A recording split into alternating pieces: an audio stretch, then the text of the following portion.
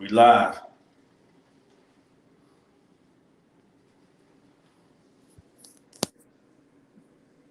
Yeah, I had to grab me. I'm grabbing me some damn food right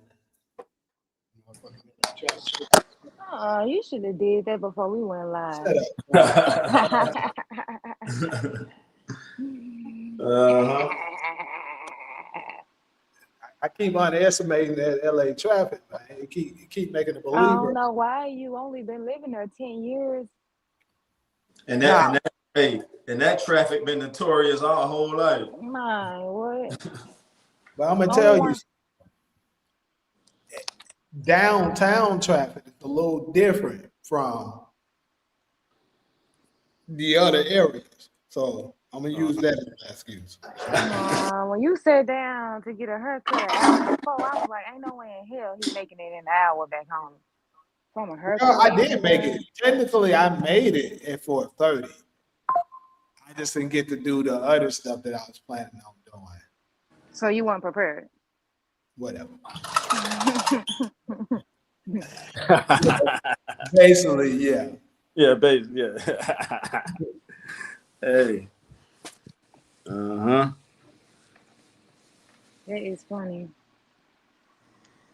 Oh man. There's a What lot you going. got going on, Taj? What's new for you right now? I just been chilling, checking on some family. You know, it's holiday season, so I've been spending some time with my nephews, nieces, and stuff. You know, trying to make sure they stand on the right path. Mm-hmm. And getting ready for a new year, God's will. You know, what about yourself? Mm-hmm. Oh man, I ain't been doing nothing. I just been working, man, on a plantation. You said vacation? I said I just been working on the plantation. Oh, plantation. that's a yeah. That's a big difference. Plantation and vacation. We got to get you off that plantation, Solo. We working on it. Mine, what? Trying to get off the plantation. Yeah, that 9 to 5. Well, I might bite my tongue on that, but I didn't put it out there already. But that 9 to 5 is kind of like the It's a pandemic. plantation. Yeah, there you go. Go. You got more courage than me, Solo. So put it out. That shit is the plan. Fuck it. It's a plantation. But what's the Oh, What's difference? up, Dawson? Other than we getting paid just enough to yeah, live. that's right. All they did was put a Gucci belt on it. Damn. Gucci belt on it. Put a Gucci belt on the slave. Yeah, and I had a homeboy that kind of got offended. I said that before a while back, and he was still working the 9 to 5, and he kind of took it, you know, personal. I was like, man, I'm not saying you a slave, bro, but that is really an outdated system. The 9 to 5, which is made by Henry Ford. I'm not sure if y'all familiar with that. It's an outdated system. It was the Industrial Revolution system, and the pandemic exposed that shit. Ain't no way in hell. This is what I say. I say God gave us everything we needed to live, and white people got us down here fucking working for it. Ain't that something? Ain't that a psyop for you? Yeah. What's good, Alex? Jokers would charge you for air if they could. Mine, if they fucking could. Yeah. I wouldn't be surprised if Bill Gates working on it already. He might be. He might be. That ugly ass nigga right there. That ugly ass nigga straight up and down. That man doing hella shit. I'm so sick of his. I'm trying to tell you. You say that ugly ass nigga might be working on that shit. I don't know why he's never on people's radar after all the bullshit he's doing. Because he don't be in the media like Elon Musk. That's true. Good point. Remember the Trump? Only time we see Bill Gates is when he in Africa trying to try a new vaccine or a new birth control or a new Monsanto, whatever that shit, the seeds and all that. Yeah, that's a good point. Elon must be on Twitter. Yeah, every day. I don't even follow him, and he pop up. You know, that's the shit. So I get it. You know, he pop up in the news feed, the timeline news feed, and all that. But no, good point, Solo. Because remember, Trump kind of outed him like that when he flipped on Trump, and Trump was like, "Yo, you tripping? You got DTS? TDS, Trump derangement syndrome."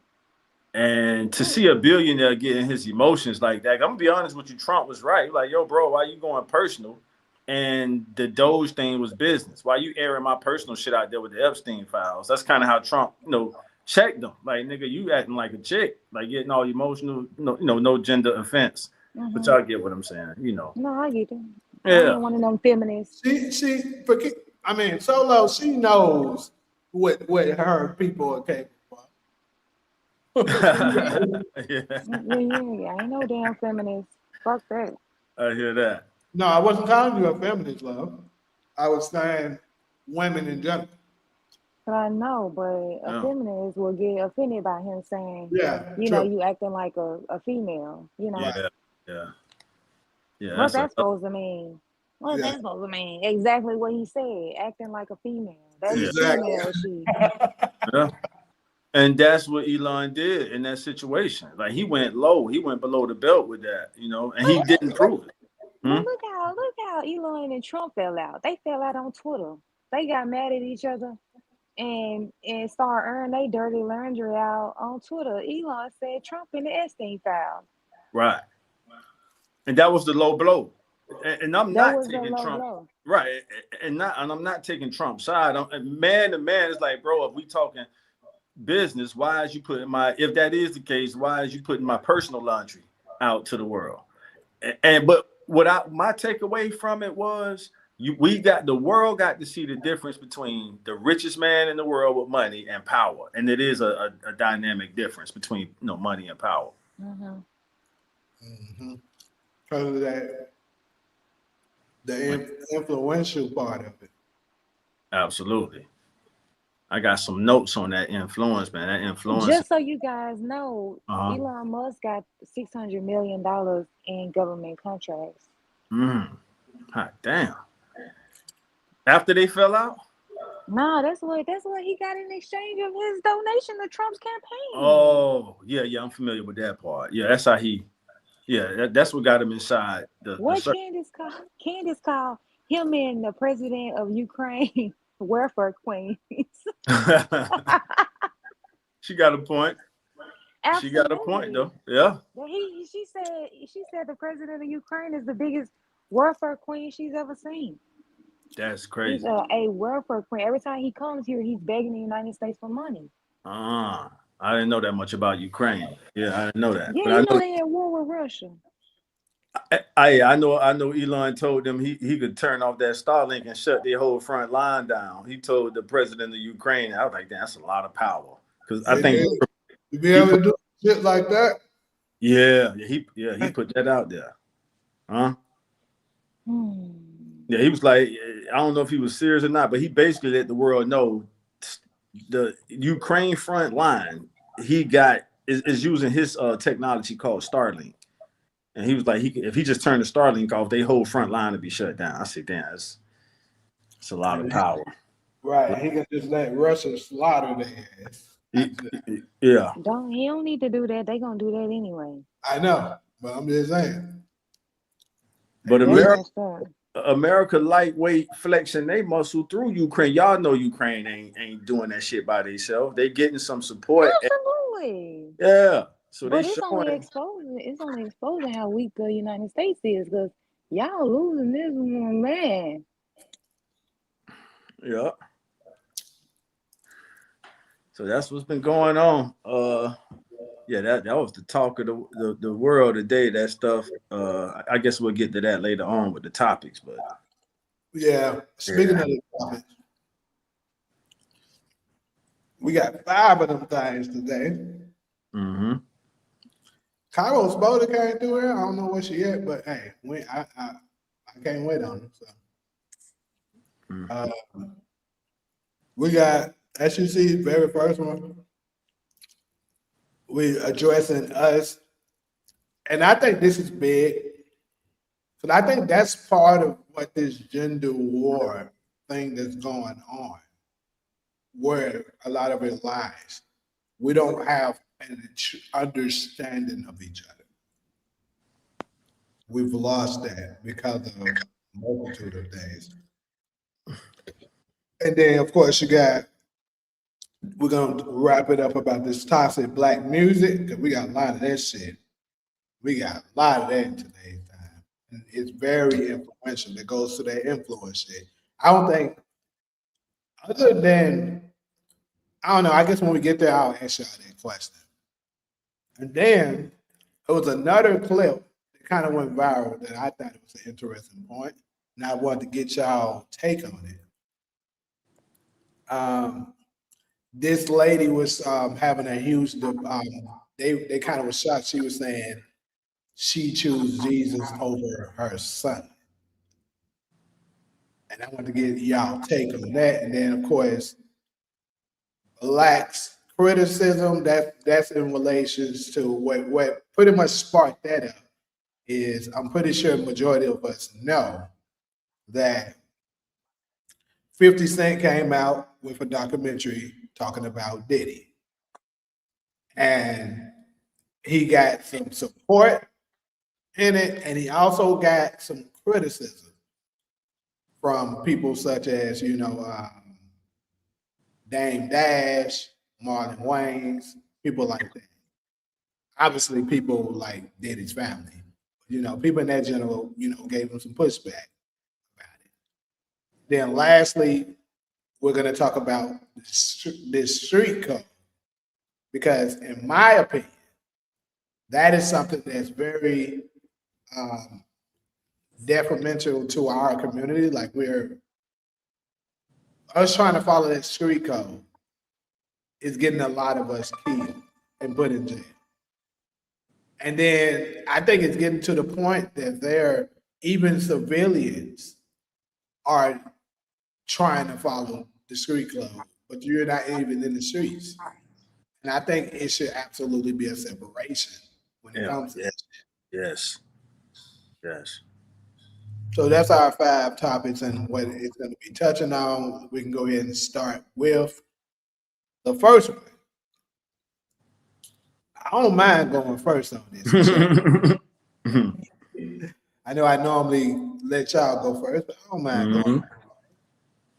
going. So I absolutely think that there's a major disconnect among both genders, um, and when it comes to an understanding, because for one thing, I think the roles has been reversed for a lot of us. Like you got a lot of men that's very feminine now, and it don't necessarily means like they wearing dresses and carrying a purse, but like their thought process is more so of the behavior that you typically would get from a woman, and vice versa. Women are choosing to work a whole lot more than they used to, and are very very controlling now. And it didn't used to be like that. So I think there's a major disconnect because we just don't understand each other at all. Like I think men are very simplex, but feminism, which is crazy, we touched on it briefly earlier, has designed women to believe that men are this, and that. When it's actually it's just really just X and O's. Like, bro, in order to make a man happy, it's this simple. Please don't be a super pain in the ass because I prefer peace. Be supportive and don't go out there and be a hoe. You do that for the most part. Man really ain't tripping. Not saying that this gonna stop this nigga from cheating and nothing like that, but for the most part, the basics, that's all it requires. Now, me, I don't want to speak for women when it comes to that. I'll wait to hear Solo's answer on that because she would know, obviously would know more about it than I would. But obviously, I think there's a major disconnect where we just don't understand because most men now, since so many women portray themselves like a hoe, even if they not that. Being extra, wearing extra revealing clothing and stuff like that. And I'm just gonna keep put you in the thought process of what most men think like.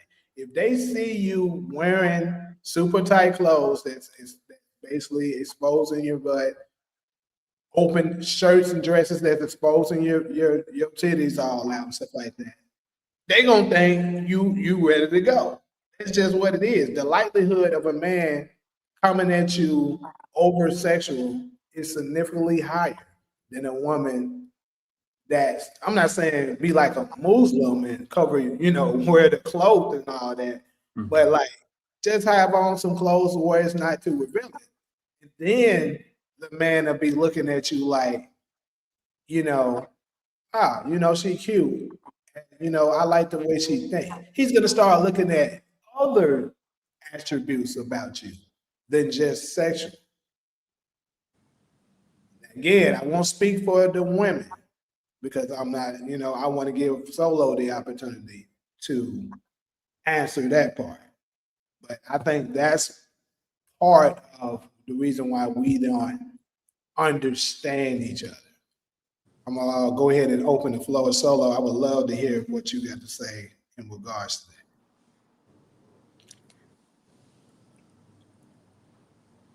Why Taj can't go? Well, I just spoke as a man. I thought it would be nice to let the woman go that, but if you want him to go, I'll go ahead and grant that. All right. Um, yeah, I think in our community, because we are the sons and brothers and nephews of black women, they literally raise us. They not just before you even get to raise, they birth us. They understand us better than we understand them, especially when it comes to pushing buttons. And on the others, on the other side of that, because the black man is not as powerful as we should be, that introduces the power struggle between us and our women. And I'm committed and just driven to win, our women back as a culture. Like on a personal level, I'm all right. But as a culture, I hate this. It's like we lost our women, and the black man brotherhood, we got to strategize on how to, win our women back. So I'll conclude my answer with that they know us better than we know them. And this thought is in my head. I'm gonna go ahead and put it out there. I remember I got to do a name drop. I remember Neil deGrasse Tyson was interviewing at the time this guy who was not self-proclaimed, but proclaimed by the scientific community to be the smartest scientist in the world before he passed away. Now I guess it's Neil deGrasse Tyson. Neil deGrasse asked the guy, out of all the stuff he knew about, what was the most challenging, y'all know where I'm going with this. What was the most challenging thing for him to understand? And he said women. He said women. So I'll rest my case with that. And yeah, that's it. I'm passing the mic.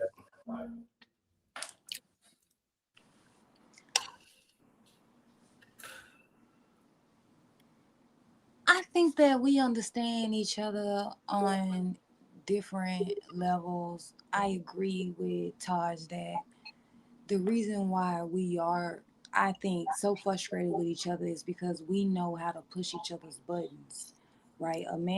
Black man is gonna know how to push a black woman's buttons. A black woman is gonna know how to push a black man's buttons, especially if you guys are in a romantic relationship. So uh, it's gonna be back and forth. I think that when it comes to us trying to just understand each other on a global level, like us as a group, not us individually trying to build romantic relationships. I think that the issue is that we have such traumatic experiences with the other gender before we're even out in the world having these different relationships with different types, with people of other genders, right? I feel like a lot of times, not saying that all of us end up like with one parent, but a lot of times the issue is that you didn't really have a good relationship with the other gender prior to you leaving your childhood home.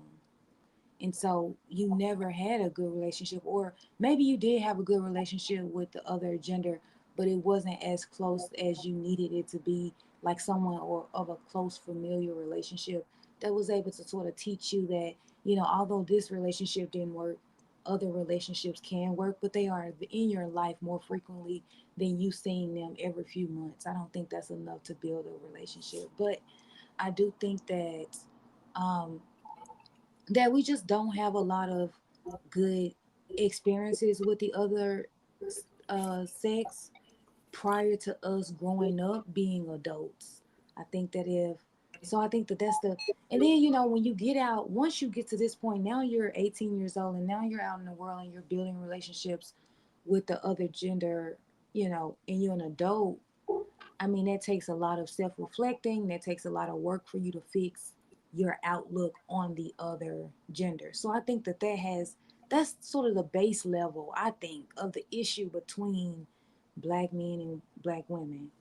Um, but ultimately, once we're able to get past the trauma, we are then able to recognize that no one can understand me more than a black woman, and as a black man, as a black woman, no one can understand you more as a black man. So I agree that there is a misunderstanding. I think it comes from our previous relationships, and now we're trying to sort of fix it, even though we haven't worked through the trauma. So the misunderstanding part, and also we don't give each other space to even consider what the other party may be trying to explain. I feel like a lot of times when we're having these conversations about what black women are experiencing and what black men are experiencing, that the other gender doesn't give them the space to be vulnerable and actually like explain how they're feeling without it being sort of a deflection where, okay, now we're now instead of addressing what the black woman said or what the black man said, that we come up, try to in our brain come up with a response that will shift the blame back to them instead of letting us talk about the issue that the black man is talking about right now and dealing with that, and then we can go to your issue with black men and how you want to fix it. I think it's a lot of times it's a tit for tat, like, well, you this, well, this because it is, well, that's because it is. Well, no, let's not just go down that rabbit hole. Let's just first address the first topics of how he said as a black man, how he said he felt. Let's address that. And then we can go to your trauma, black woman, and address that. So we're not able, a lot of time I don't see black men and black women having these conversations and sticking to that point and dealing with that, and that causes us to misunderstand each other.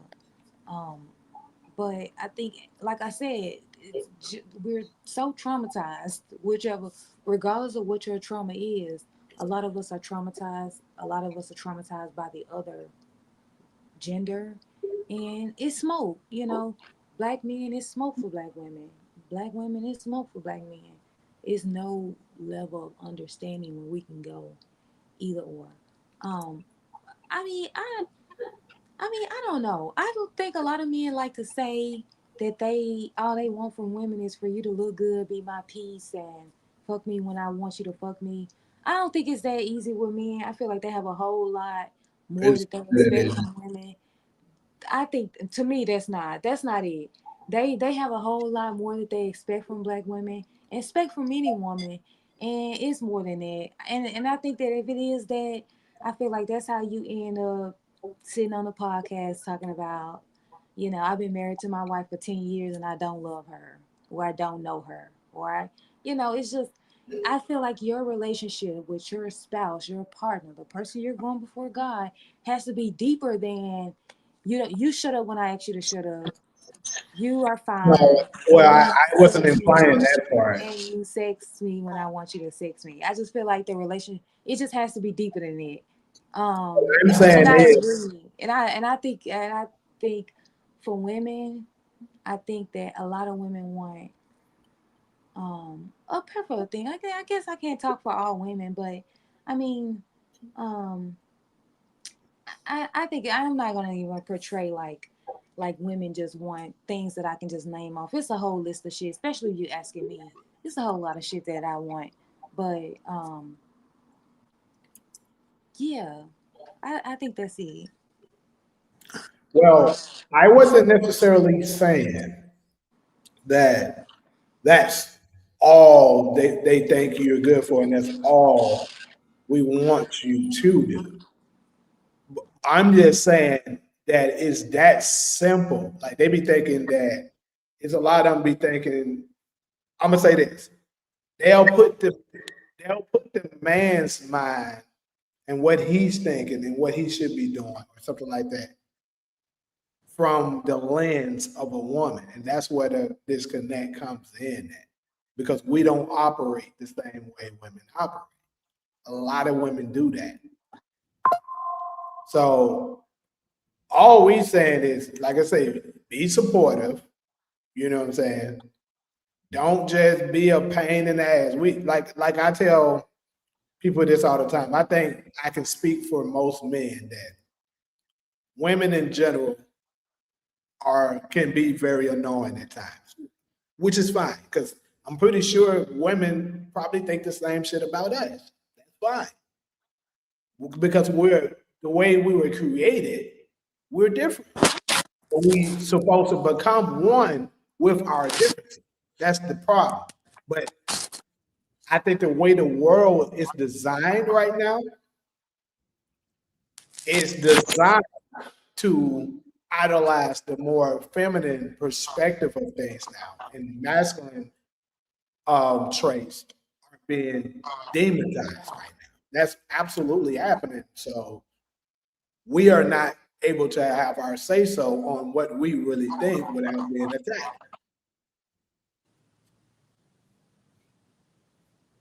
Like if more men was able, like say, y'all remember that trend?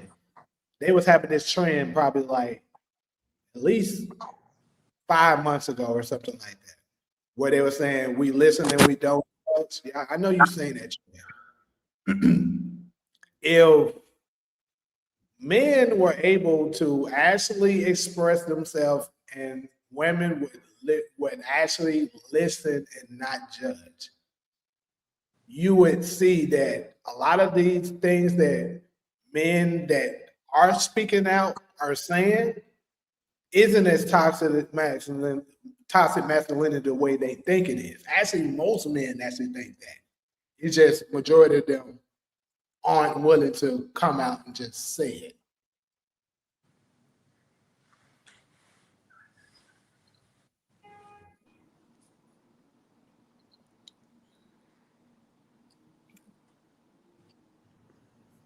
Any Hey, what's other? up?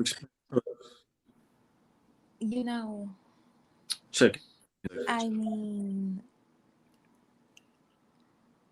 I guess. I mean, maybe.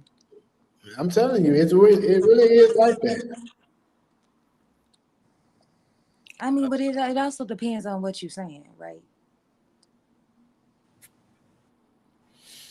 Yeah. I just want to It's, shout out SG real quick. Go ahead while y'all was quiet. He go said, ahead. "What's up?" Yeah, and I was just shouting out SG. He said, "What's good, Taj and Solo?" And then all I see, what up? All I see for me, she said, at this point, we don't want to understand the damage runs deep. We have displaced anger toward each other due to past traumatic space syndrome. And I've always kind of said that like it's deeper than our lifetime. This shit go however many decades or hundreds of years. because we still carry that DNA. So I agree with all in, especially this line right here. We have displaced anger toward each other due to past traumatic spouse. I think she might have been spouse, maybe space syndrome, but that's think it. she And meant then, slave. yeah. Oh, slave. Yeah, that'd be more appropriate, right? Past traumatic slave syndrome. I've always said that.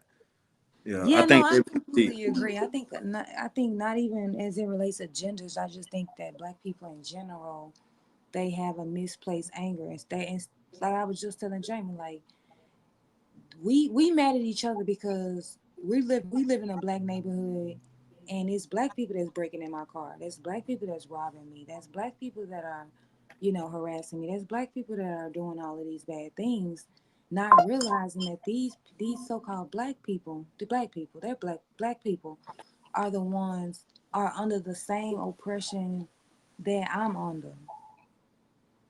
And a lot of times that we don't realize that we're getting pit against each other Mm-hmm. with economic when we're not being a when we're not being economically empowered, we're gonna start feeding off each other. Yep. Right? That means I gotta steal your car so I can sell the parts. That means I gotta rob you when you come home with your groceries. That means I gotta do all this for myself to eat, not realizing that you struggling, I'm struggling, and it's somebody who eating off all of us. But we don't see them because we're in the, we in the hood with each other. But we don't see the people that's stripping the resources out of the community that's requiring us to behave in this way to survive. Right. So now I'm chuckling at Bradford to make a logical comment and then he'll go right I back. know it's crazy, right? I was thinking the same shit.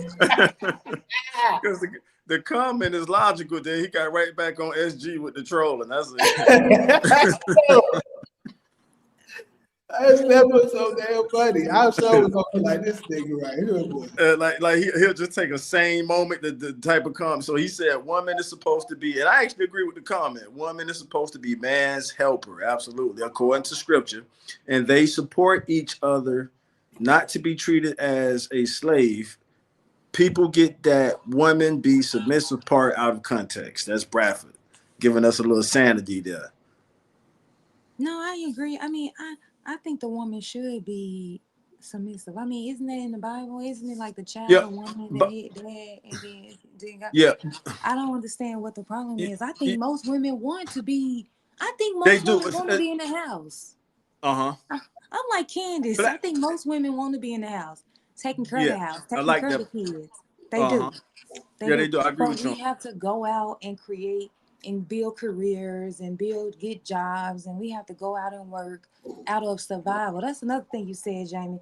That women they want to work. They want to work too much. They masculine, and I'm like, yeah, because we're forced to. If I didn't work, I'm I'm a gonna single that female. part. If I didn't Okay. work, what would I be? Homeless, living in my car, which probably won't happen because I ain't got a job. Like, women are required to work. I think it's out of survival. To It be honest, is. It is. it's out of survival. Uh, We don't want to work. We rather It's go not. ahead. Yeah. Now you on can both, bring it up. it's survival on both No, ends. it's I mean, not. we can't take Yes, care it of our is. women the way we want to as a culture, not on a personal level. I take care of my women, but on a cultural level is. So let me ask Black American women this: have y'all ever considered that in the world? And Jamie, we've discussed this before years ago when we used to work on set. Have Black American women, specifically Black American women, ever considered the fact that when you browse the world, that we're the only culture where the women are sort of have been placed above the men. There's no we can take the whole Asiatic continent out the conversation because y'all know in the Muslim countries the women can't even dress how they want to dress. So take all the Muslim countries out the conversation. Asia, Europe, all of them, the men are more powerful than the women. So I'm asking Black American women, why is it that our culture, y'all think that just happened out of evolution, or was it by Hell design? no. Thanks, It's Solo. definitely Take it by from there. design. Like that Thank you. is a design. They removed black dads out of the community through death, through the what is it? Mass incarceration, drug epidemic. They pulled black men strategically out of our communities And now the woman was home alone with the kids, and now she has to work to in order to provide. So it wasn't like I feel like this generation of women is gonna be hard to break because of what we saw prior, the Yeah. generation before us to go through. It's gonna be hard for us to say, have y'all thought about just depending on y'all men? That's gonna be hard because we didn't watch our moms depend on men, or if we did it go well? Was it a good environment? Was it something that mom would recommend her daughter go through? So I think that it's definitely a design, but it's turned into this woman's empowerment because I think that Black people as a whole, we just lean into our accomplishments, not knowing that this was like we turn this strategic family destruction plan, we've turned that into now Black women are the most educated people in the That's the country. cover up, right? But Yeah, it's that's complete, but it's really that okay. How many of these we're still last in place to get married and first in place right? to be That, divorced? that makes it incomplete, right? And That part. that's what I was gonna touch on. See, that's what's really impressive when being measured as women. Like when women are they say the saying for men measuring they measuring their dicks. When women are measuring, you know, where they stand among other women, it's are you married? Are you married to a good family? Like being able to say, oh, I'm married. I'm part of the like for Black people. I mean, shit. What's a good family? We would be proud to say we're part of. The Huxtables. The Huxtables. The Huxtables. That's a good one. That's a good one. And Oh, that's a TV How part family. of can you the Huxtables. forget that Black You know it's man? bad when we got to say a TV family. God It's damn. crazy. It's crazy, right? I was looking for a real one, but We said, as far as real one, I would have to say, I mean, Jay Z, no fam, Jay-Z, Beyonce. wow. I think in our culture, Mm, Jay and Bay and the Obamas are at the top of Hey, the list. mm, Or mm. LeBron. It's as far as famous families. we don't Let me have hear you. Let me hear you in solo top. The Obamas, the Carters, and the LeBron, the Jameses family. That's we the can't top have three. it. My point is we don't have it. I Oh, you. mean, it would definitely have to be between the Carters and LeBron James. I really would lean more towards LeBron James them, Mm-hmm. but I wouldn't count neither one. Neither one of them would be in my top three Black families. Damn. I agree. Can you replace? Do you have any another name of a family we could put and to replace them? Let me think. Oh shit. Solo. So you done tore it down and you ain't had no replacement. You done all right. So No, We ain't because I got gotta none to pick because from. I'm going outside of celebrity like zone. Like all they're right. not celebrities. Whoever this Black family is, they're not gonna be. How could they be used I as a mean, model but if it's not a because I guess I'm not judging them based on their popularity or their fortune or their money. I'm thinking about which one of them came in and actually made some changes for Black people as a family? as a family. or Which a, one of or them a made the good biggest imprint representation, That in changed. the Black Yeah, that like community? changed the whole. no, like you don't have no stains on your resume. Like this is a good, upstanding family. The I was man, about to. I'm gonna tell you who I thought I true was about to definition say. of a I great was about to father. say fucking. Uh, I guess Because they you, not families. I guess they like it's just like the dads. Like I would say, uh, shit. I wouldn't even say what you call. Who was that at Jackson State? Who was that? Prime Oh, time. you know What's his what? name? He almost was a good one. No, Almost. I feel like he sold Jackson State out. I don't That's why I fuck say with he him. almost was a good one I don't. because with the way he represents his children and stuff is flawless.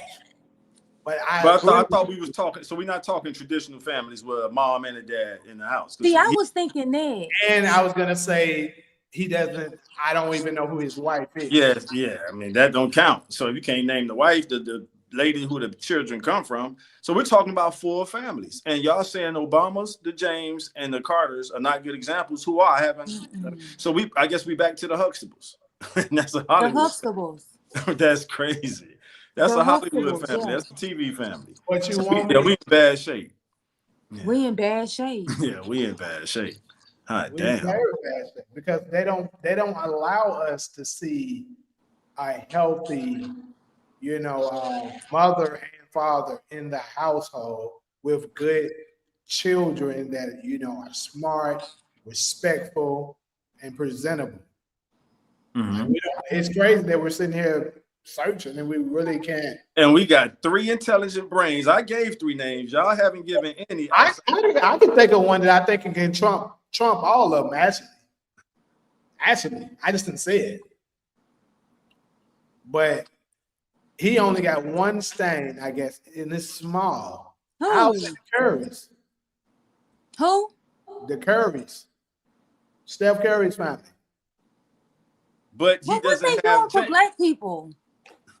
That's the reason why I was like, as far as that side of it, but we're not necessarily talking about them doing things for their community. What I'm talking about is being a good representation of this is how you should carry yourself.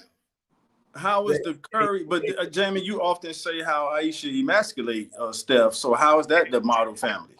That's the one stain I'm talking So about. so we don't we still in bad shape. Yeah. And you said the Currys would trump the Obamas. Well, Michelle is kind of emasculating Barack at this point. So the Exactly. only family we have, in I guess, And Savannah is Barack got the come on, bro. I can tear Barack apart. Don't do that. all right. So we got the James family and the Carters. Savannah does a pretty good job not emasculating LeBron. Can we agree on that? True, but Not LeBron necessarily. brings them down. Savannah wins.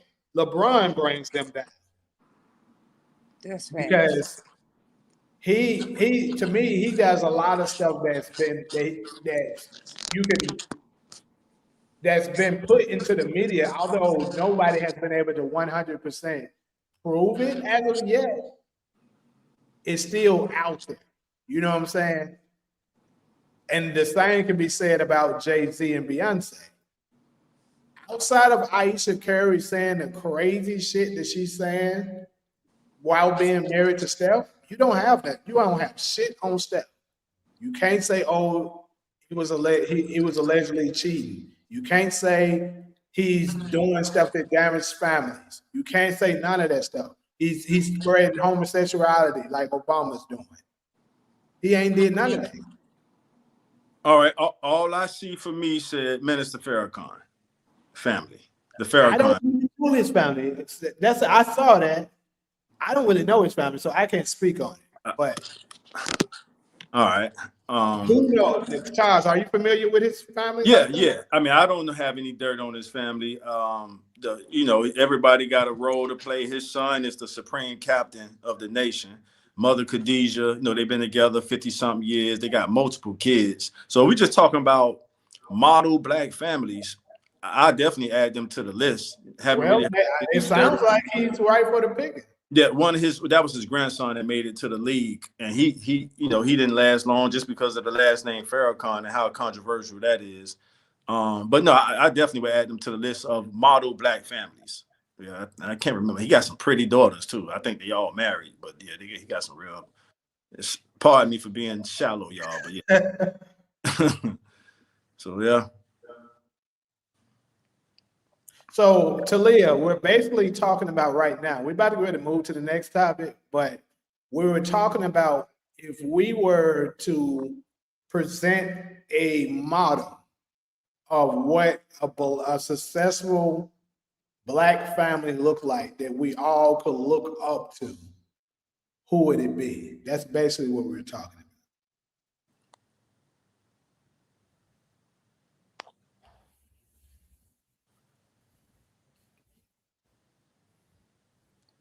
Oh, I think I'll still have to go with the Carters, y'all. I think I'll put the Carters. Nah, I'm gonna go with the James. The James. No, bro, because Jay-Z don't did way too much dirt, bro. I can't. Yeah, That's a good point. That's Jay a good Z is the Diddy waiting to happen. oh, Exactly. He's worse than Diddy. Solo done He put it out there. All right, Yeah, damn. bro, shit, fuck that. I'm going back her too. Fuck. So that's two. All right, so the James family. We gotta say the James family. I'll take LeBron over Over the over Carters. So them. you'll me take Yeah, the too. James family over the absolutely. Carters. I Yeah. kind of rock with y'all with that. You right, Jay-Z does got some dirt. So Like, I'll put the look Carters at how many above. people he done backstabbed and shit like that. And Yeah. who is part of Jay-Z's close circle that he brought along with him and made them come up? LeBron can at least say he did that. Yeah. Yeah. Can't get around that.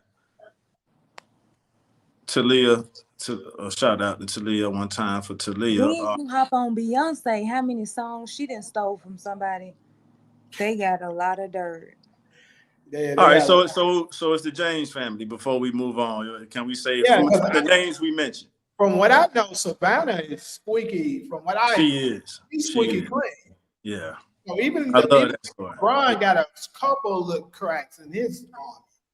Savannah's squeaky clean. With the Carters, Jay-Z and Beyonce got stains on their resume. What stains Beyonce got? She just told Beyonce you be one of them. I missed it. What you said, Solo? She be allegedly. Look, I don't want to get sued for the little Allegedly. piece I got. Allegedly. Right. Allegedly, Beyonce steal songwriting credits from people. But that's professional, Solo. We talking family affairs. That's But that's messed professional. up. Nah, That's but messed mistreating up. somebody is not something that you would want to present to the world. How many as people said? How many nice. people? Okay, I like that. Angela Bassett and Yeah, I her. like that too. You beat me to it. I That's a like that good one. one. Hey, who said that one? I And think Angela is the best cheerleader. Jamie, remember we talked about how like the cheerleading chick, and Angela, he just got his star. And when you just see Angela behavior and being supportive to him, I mean, boy, we can get more of those. I That'll love be it. we What's the get, other Angela dude's Bassett is name? a perfect example we can of get some more cheerleaders. That'll be awesome. What's yeah, the But dude's she's a name? perfect Denzel example Washington of too. someone. My bad. I was just saying Denzel Washington too. Yep. yeah, There you go. yeah, That's hey, how we there you go, y'all. yeah. There you go. Some out there. You don't hear no scandals on Denzel Washington. True. True. All right. So the Washington family, Denzel and Pauletta. Shout out to them. All I see for me put Denzel and Pauletta. Yeah. Yes. So Hope nobody missed. like that's what I'm so back to my original topic. Now that we were able to get some, we got the Washingtons, we got Angela Bassett's family, we got what was the other one Talia want to know about mixed families. now we Solo to my Come on, man. Talia, is this your first time coming here? Oh snap! Yeah, Talia regular. Yeah. I've been seeing Talia. She check in often. She tap in. Yeah. So we not counting mixed families. No. She got a point. I mean, once the children come out with sun in their skin, I'm not. we get that, but that ain't what we talking No, about. but we can't forgive the original Talking sin. about black family because look, this is the thing. We have stories where they are introduced in Hollywood. Because the whole topic of how this started is how the elites that's controlling stuff want to present to the world or put on television or in music a good, positive version of a black family. They'll give it to you with an interracial. Like we can name countless shows where it's a black husband, white wife, or a white husband, black wife. We have that, but they'll never let you see two dark black families outside of this new show, which Solo I told you I think you should check out. I think that one you would like. Trauma. Called Forever. You said what? I don't watch black trauma. Now it's not black drama though. That's what I'm trying to tell you. Anyways, it's called Forever. That one's pretty good because that actually gives you a different perspective of a lot of things. And they're a good, successful black family. They just have struggles and stuff like that, like of dealing with raising their child who's I think he's he has ADHD or something like that. But it's a good show. I think that one you would 100% like. But anyways, the point is they're not going to give us that. They'll give us the black and white, so that's why it doesn't count. Angela That's Bassett. uh, Oh, I was going to just answer her question. you got Um, I forget his name though. You know his name? It's really crazy. But I know he. who Angela husband? Huh? Angela husband? Yes. Yeah, Courtney B. Vance. He's over the SAG That's what after I was just foundation. ready to say. Yeah, that's Yeah, why he's our president. Yeah, he's he's the the president president. not of the right of the nonprofit foundation, not the SAG after union, but he's the president of the nonprofit foundation. Courtney B. Vance. He was behind the scene. Angela was more popular than him for decades. But once everybody found out, she very supportive of that dude. I mean, That's why and that's what I was about to get ready to give her some big praise. yeah, Angela is a perfect example of a yeah, woman. Even if you're not a housewife, like, because this is the thing, I think our sisters have a very hard time balancing being a wife and having a successful career. Majority of them can't do both. But Angela is an exception as far as I could see, because she still is very respectful of her husband yeah. and still has an obviously successful career, and she doesn't embarrass him. At all. No signs of that. The Right. roles she takes aren't disrespectful roles that you will be ashamed to be like, why my wife decided to take that role? You Right. know, she doesn't have that. So Right. Agree. she's a great example of a woman that has a successful career and still a good wife, as Yeah. far as we can see in the public eye. Yeah. Yeah. Yeah. Much love to Angela for giving us a great example on what it Right. looked like. Yeah. I'm gonna go ahead and move on to this next one, y'all. We've been on that one for a good little minute. It was a good one. Shoot. So the next topic we're gonna address this toxic black music that's going on. I don't know about y'all, but I think what's on, which is crazy, probably because most of us are people that don't really dip into a lot of things that's a cancer to our community too much. But I know a lot of the modern day music, I don't listen to the shit now. Like it's very, very limited because it's so many artists that they only put out toxic music, and it absolutely is affecting our community very heavy. So I want to get y'all's take on how much of an influence do y'all think the music is on us, more particularly our younger generation. Ladies first. You want to take it first, Solo? I mean, I think certain I mean, of course, like this new wave of rap, this new promotion of drugs, this new promotion of, don't be don't be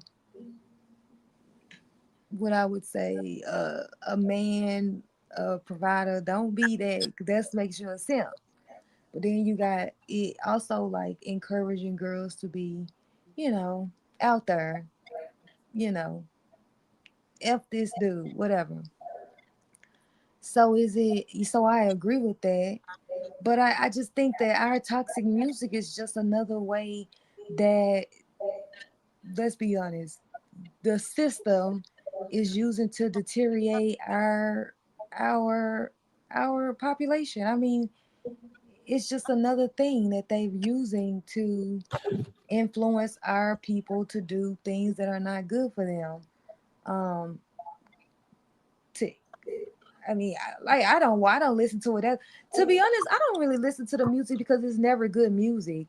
I feel like a lot of these rappers now, instead of making a song that's about a topic, you know how Tupac made "Dear Mama," the whole song was about him dedicating that song to his mom, and like when, just like back in the day when you made a song, it was about a particular topic. Nowadays, I found that a lot of people they make songs and they get on there and they just talk about a whole bunch of random stuff. And so to me, that's not good music. To me, I'm not gonna cut that on.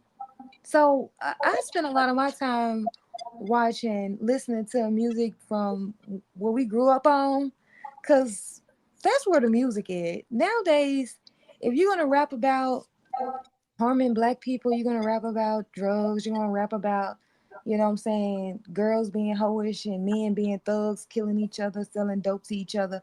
All of that. I mean, that's what's getting promoted nowadays, you know, a destruction of our community. And um, so I mean, they do they really encourage us to listen to it, or they want us to ignore it? I mean, When you say that, you mean like the music companies, the major. yes, Oh hell yeah, yeah. I mean, Jeezy just spoke on this, but I want you to finish. The rapper, the OG rapper, Young Jeezy, just did a great segment on how the labels know that eventually these artists are going to get killed, and then they get their catalogs pretty much like for free. Like the artist is dead, but the music company is still recouping, not recoup, or receiving yeah, royalties. making money Yeah, off the masters. right. There you go. That's it. Yeah. Yeah. And I Yeah. wouldn't be shocked if they went out there putting hits out on Yeah. our Damn, rappers. that's a that's a that's a, yeah, that's Cause a you They know tough. are. they got, They have the cause you insurance. know they got life insurance policies on these Uh, rappers. damn. Exactly. Mhm. You That's what put happened to Takeoff, I believe. oh Absolutely. yeah, Allegedly. But that's what happened to that nigga. It's sad. Yeah. yeah. So like I I, had I definitely wouldn't be shocked if these companies are making money off our rappers. It's we was just talking about that. Anytime a major black artist start asking questions about their masters, they always end up dead. yeah, yeah, And you should think about our major artists, Prince, uh Jackson, Michael Jackson, and Whitney Houston. All started asking questions about their masters and they end up dead shortly after. yeah. That should be Another that more should be recent. an eye opener. What's the name of the one, Taj? I'm pretty sure you're familiar with who. Thank you. Ali said it before I get. Thank you, Ali. Angie Stone, more recently. As well. And Stone, yeah, He's the one I was just speaking of. yeah. And speaking of Angie Stone, I was looking at something, right? It was this former CIA member, right? He was speaking about how powerful AI is getting, right? And he said that AI, they got so much power in the CIA with AI now that they have the ability to tap into a car or whatever vehicle that you're driving, as long as it like is new enough that it has some kind of AI system inside of it, they can tap into it and control your car and make you crash. So Angie Stone was on the road, right? And I believe something happened with a crash and a truck ran into her or some shit. Uh-huh. That may have been what happened to her. Yeah, it ain't hard to orchestrate. They got the power to orchestrate it. So it's possible. I see you highlighted Bradford comment. That's a good man. Bradford, this might be the first podcast where he kind of weighing in with some solid stuff. And I was gonna read that, but you highlighted, but it was another one I wanted to catch. I'm trying to all I see for me as is it toxic or a true depiction of what America has been? Great question. If you ask me. It's the true deflate. It's the true representation of what America's done. That is the oldest trick in the book. That is Right. the oldest trick in the book. They have been doing this for decades, killing people off for decades.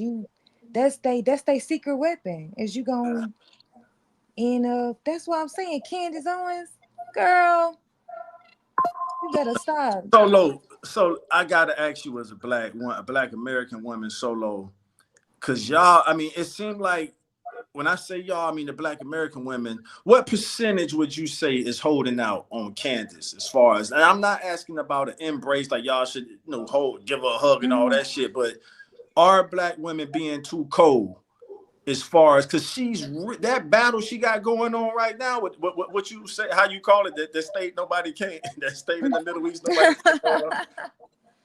I mean, for her to be on that battlefield, she got her white husband backing her up. But I guess my question to you is, can our women see some benefit for the culture, out of some of the stuff she's doing? If anything, I think they could. I think they can look at Candace as inspiration. Uh-huh. That's what they really should look at Candace for, because if Candace can talk about that Middle Eastern country that nobody can talk about like she Right, that do, is right. then you can stand up to your boss, can't it? Your supervisor, can't it? Yeah. Yeah, and I'm asking because when I go through the comment sections, I see more Black American brothers, Black American men sort of rocking with her more than the ladies. And then, those of us who care about our women who are still upset with her, we want to handle y'all delicately. Like, damn, they not letting that shit go about the stuff she said in the past. And emotions can One hold us word. back sometimes. So I just wanted to get a Black American woman's One opinion on it. word. Yeah. One word, Taj. Liberals. Mm. Black Was women man, liberals. Solo, something's going on right now because we agreeing too much right now. I was about to say that shit. So Fucking today, liberals. They're 92%. God damn, she just didn't keep going. Because I promise you, I was just about to say, think about this. They voted for Kamala at 92%. Mm-hmm. So majority of them are going to lean towards the opposite direction of what Candace is saying, judging by those numbers. But the men, on the other hand, only voted at 78%. It's still kind of high, but that's a good percentage of a differences. And Black women vote more than Black men. Exactly. Mm-hmm. Because actually it's a lot of convicts and stuff, niggas that do that life that supports Trump more than they do. Not saying that they should, but I'm just saying they supported Trump way more than they supported Kamala. For obvious reasons, actually. Well, But because I think another thing is that a lot of Black men are conservative. exactly, Black They ain't people are really. conservative. That's the problem. Black people are. That's one of the things Candace said. Candace said Black people are conservative. They just don't know it. Yes. They And the really are moment we said conservative. that shit, we can get out of this. We really are conservatives. Yeah, I agree with that. Yeah. All of our morals, all of our thoughts and stuff like that lean towards that. But we vote Democrat. It doesn't make any sense. It tells you that it's mere manipulation. Yeah, it is. No doubt about that. SG say, Trump is a bully. You need to say that. Sorry, that. SG say that answers the first topic. Do Black men and Black women understand each other? UAN TV and Solo both on the same page. Ain't that something? All right. we love to see both. We love to see the pendulum swing both ways. It's all love. What else, y'all? I don't want to get, SG said, I don't want to get too deep into the Yeah, conspiracy. Go ahead. my bad, real quick. And Alex, see, this is the thing. You can be conservative, but not be part of MAGA. I'm not part of MAGA. You know what I'm saying? But I do lean conservative. It's a difference. Folks try to act like you can't be you got hard, then you automatically are part of MAGA. Like some of them MAGA members are almost like a cult. we ain't doing Oh, that yeah, shit. no, it's definitely a cult. MAGA is a cult for sure. Whenever your leader can say, I can shoot somebody on Fifth Avenue and nobody in my movement gonna leave, that's a cult. Diddy had one there. Well, in his business, but I mean, to have volunteer followers, Diddy didn't have volunteer followers like Trump got with MAGA. That's the next level. I don't know, bro. But in order for Diddy to be able to accomplish as much shit as he accomplished for that long, he had something. But that was on payroll. I mean, everybody that got indicted or mentioned, they was all a part. That's why they did the RICO thing, because And it's actually still a whole lot of people that's in support of Diddy, even after that shit. Is it fifth? Diddy or fifth? I'm with fifth, man. If we gotta choose a hip hop gatekeeper between Diddy and fifth, I'd rather have 50 as a hip hop gatekeeper. If if that's the coin toss, hey man, we could, Diddy can return to being the hip hop gatekeeper when he get out, or 50 Cent. If that's the options, if that's the poll, I would vote 50. I think 50 ain't 50 don't give off homo vibes. No offense to the homosexual community. 50 is war tested. He's a general. A little younger. Yeah, if we got to pick, I think the coach is in better hands with and then that's it. I'll pass the mic. Can't say too much. Can't give Can't say too. people You read my too thoughts. much credit. For real. You read my thoughts, so let me pump the brakes on Can't that. say too much. Look, the bar is in hell.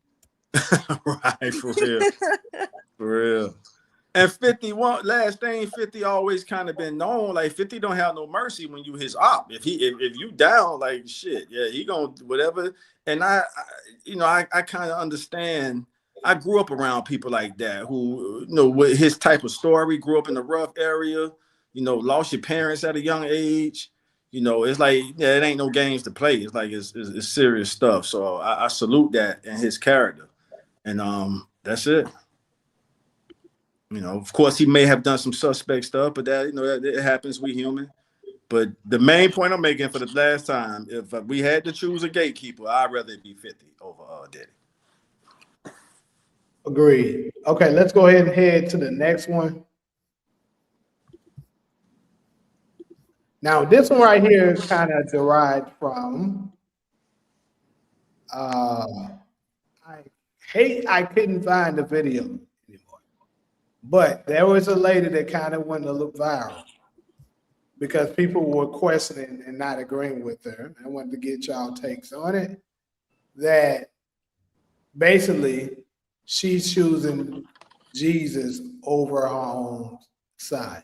It kind of sucks with us because none of us have children, so it's kind of hard to say. But we can go with what we think, I suppose. And people in the comment section, if you have kids, please feel free to share your opinion.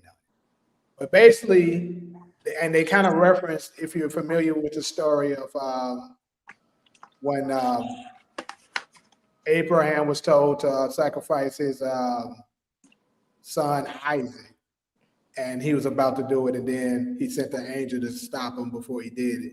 It basically was more so of a test. And the lady was basically saying that, yeah, if that's the case, she's going to choose Jesus over her son. So I wanted to get y'all take on that.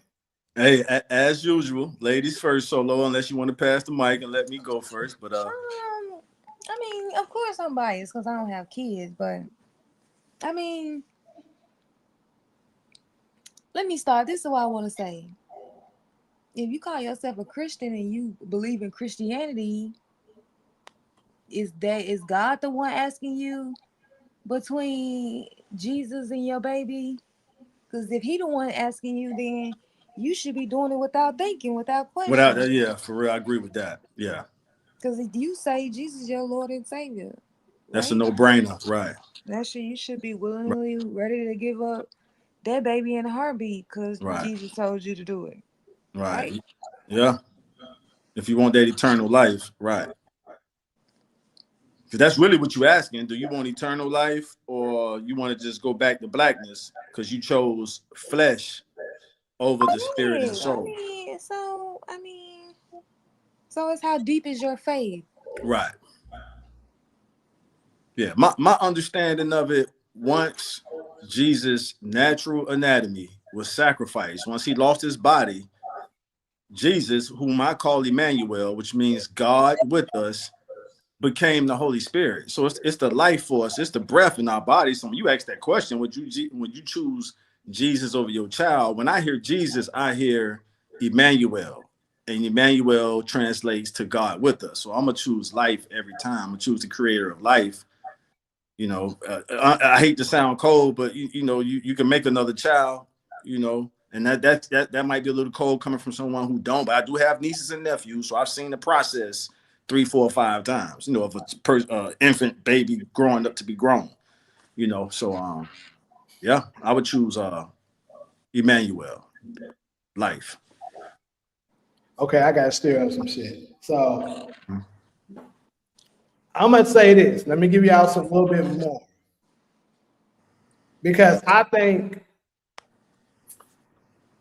not y'all on the panel right now. I think a lot of people are very hypocritical because yes, it does say, you know, nobody comes before him.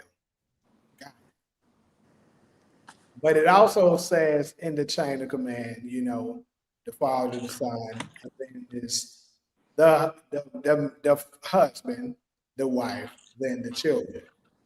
But it tends to go when it comes to the same chain of events. They skip what? Because let's be real, I see it all the time. These women with kids, they absolutely choosing their kids. Oh yeah, yeah. From my yeah. And the Bible says not to do that. Mm-hmm. Yeah. And But you niggas ain't Jesus though. I go ahead, solo snap. My bad, But you James. Somebody, you niggas ain't Jesus. The fuck? I'm just playing. Solo slid that one. That's my. But you niggas ain't Jesus though. So the choice. gotta be, but actually, since you want to go there, according to the Bible, we are y'all fucking Jesus. Nigga, please. Exactly. She's proving my point right now. She's proving my point. Nigga, you think I'm finna kill my baby because you told me to? No, I didn't say that. That's not what I was talking about. I was saying, what I was saying is that they have this level of respect and stuff like that when it comes to the word, when it comes to that. Judging by what you just said and what the woman I'm talking about said. But when you go to that same book where it says the father comes before the children, they ignore that. That's what I'm talking about. They're going to choose their kids over him. And that's the reason why I was going to say, this is one thing I can give Aisha Curry credit for. She came out and said that her husband comes before her kids. She said that shit. I was like, okay, that's actually a point for her. Because I think what we have to understand, and it should be vice versa for the father. Now, if obviously if the father is harming the kids or if the mother is harming the kids, you take up for the kids first. That should go without saying. But when these children get grown, they're gonna go find a husband or a wife of their own. And they're gonna, you know, some of them might not even think about you like that no more after that. But your husband but your wife is always gonna be there. As long as y'all, you know, keep your keep your vows and stay together. And y'all truly are in love with each other like that, y'all will always be there with each other. All I see ain't messing around either. All I see is the husband following Jesus. Cause it seemed like y'all changed the question though. I thought it was the choices between Jesus and That's the child. Jamie, Taj. That's Jamie because he had no. That was Jamie because Jamie had to put men in it because it really didn't have nothing to do with the man. Yeah, y'all threw me with it that. It was like, the mom, the child, and Jesus. Right. But Jamie had to say, hey, I asked the question. Y'all don't believe Jesus. Y'all don't follow men. Get out of here with that. I didn't say nothing about following men. I said choosing, since we all agreed that Christ is supposed to come before your child. But it also says, I just went ahead and went to another direction. It also says that the husband's supposed to come before the child as well, but they don't follow them. But does that mean to death? I don't. Does that? So when that scripture, and that's still kind of getting off topic a little bit, but are you saying, because I never read that scripture and I take your word for it, but does that verse mean that they supposed to choose the father over the child if it's a life or death? Like if they are all if the father and son drowning, the mother's supposed to No, save the. that's not what I'm implying. What I'm saying, this is where, follow me where I'm saying. My point is they're following the directions of putting Jesus over everything. That's what I'm saying. We check that box. Got Okay, it. all right, we But got that. the same person that y'all are talking about also said, after him comes your husband. Everything he says. So if basically he's saying if God hasn't trumped what the husband is saying, everything he says should go. He should come first. You don't supposed to be well, I'm not gonna do that. I'm gonna choose my kid over him. That's what I'm saying. Well,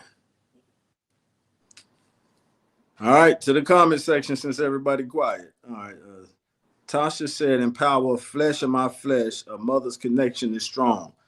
All I see coming with it tonight, as all I see usually do. My grandmother was married 70 plus years, and she told us women have to still defend their babies at all costs. SG said, hit the like button. Shout out to SG. Maybe I was wrong about that, what I said earlier. Your boy Bradford having a divine intervention. He said Jesus and God are different people, father and son. He kind of, all right, so that's enough comments for now. What he means is that you aren't supposed to put your kids on a pedestal like they are the Almighty. If they are wrong and did wrong, you can't condone it. Thank you, Brandon. Brandon is cooking tonight. Yeah, That's what I'm Brandon talking had a about. divine intervention on y'all ass. That's what I'm talking about. But they do that. They put the child on a pedestal, like, I don't give a fuck. Fuck you. Is my child's gonna be before you? That's what I'm Well, talking it's been well known in our community that black women replace like a black woman's son is her. I want to say this right. It's kind of like her husband once he grow up. So I about. mean that's we've known that for a long time. That But it still don't make it right.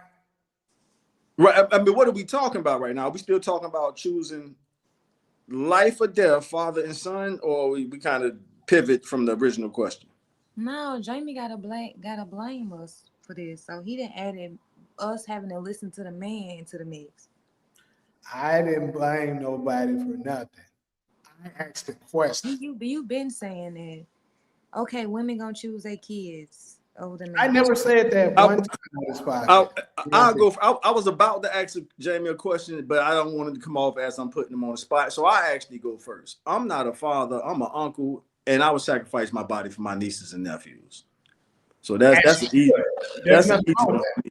And That's then not the point I'm making. they're not even my children. But I want them. A I've been here. father's job is to protect their kids. So I would never condone if saying, "Oh, sacrifice the kid, let me live." How can you fucking call yourself a man if you did that? So what we talking about, Jamie? Bro, if you read what he said, Branford's comment right here is basically what I'm saying. I'm not saying nothing about sacrificing no kid. Get away from that.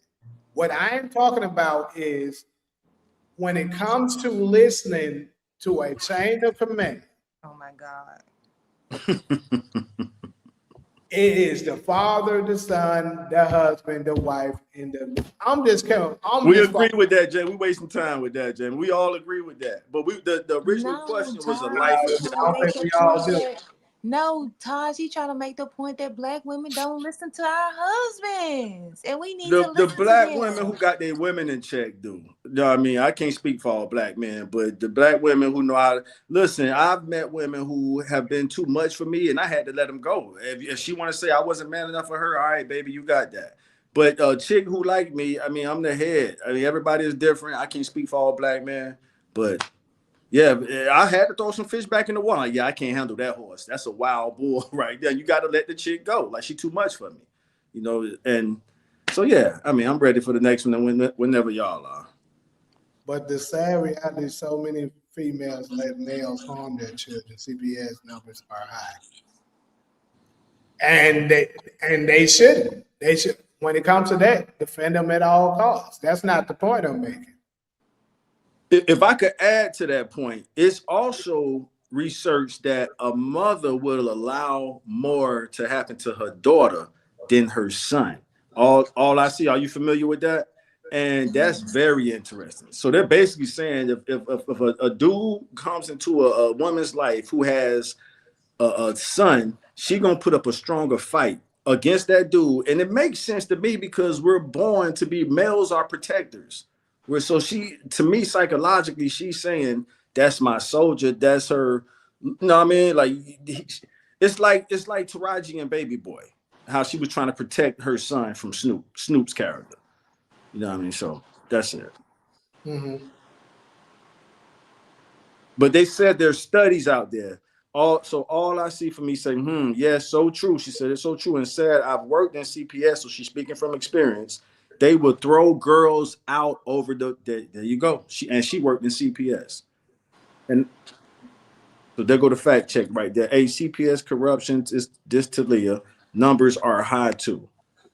So men and women have an understanding, boom, boom, boom. Males and females, grown boys and girls who don't understand. All right, y'all.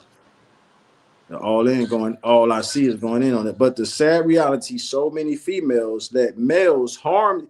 I think she said that before I made my comment. Let them harm their children. Numbers are high. And she quoting numbers.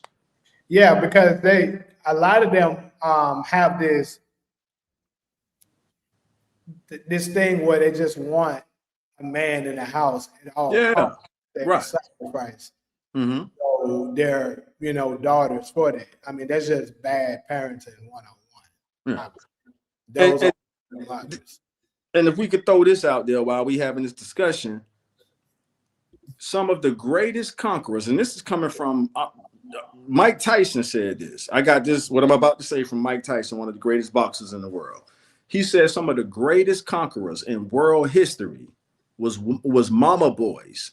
And at the end of his point, he was saying the dynamic between the mother and son, the mother's influence can sort of impact the son, and she kind of gets the rule through him to a degree, depending on how much of a mama's boy he is. But he said that's easily true.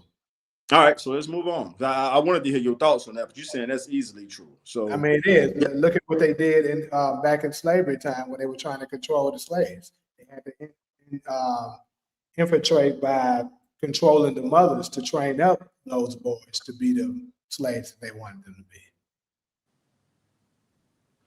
all I see for me wants to know, so is that submission or bad parenting? Damn, Bad parenting. That's easily making bad. us think tonight. You're not supposed to be submissive to a man that's just in the house, that's not the father of your children. And you, especially if you know he's abusing them. Braff say, well, I don't want to skip SG. I know this not part of the topic, but speaking of Baby Boy, Jody was only supposed to be 19 years old, just barely got out of school. A lot of people don't have life figured out. That's true. They don't, especially not at 19. Well, Jody ass should have thought about that before he had 2 kids and 2 baby mamas. There go the clap back.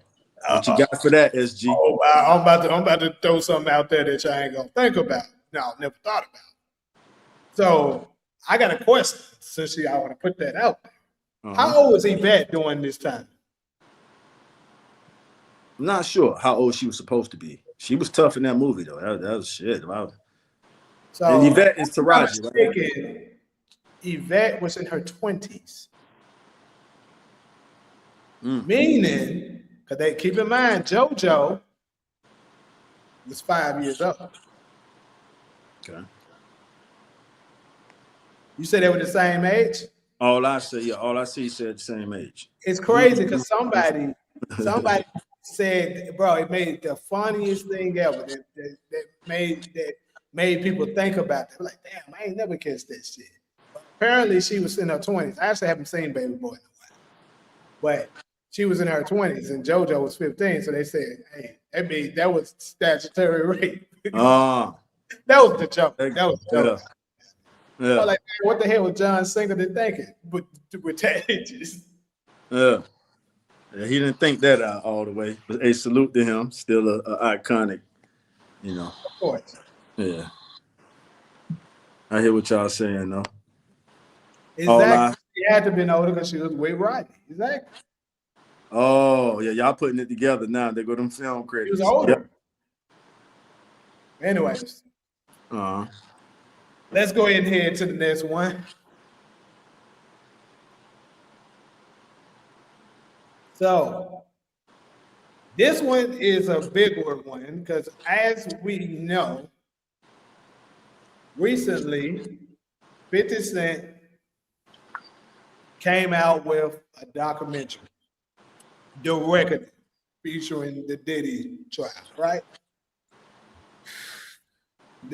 As I said earlier, he got a lot of support when it came to that particular documentary, but he also got some backlash from people such as Dame Dash, Marlon Wayans, right?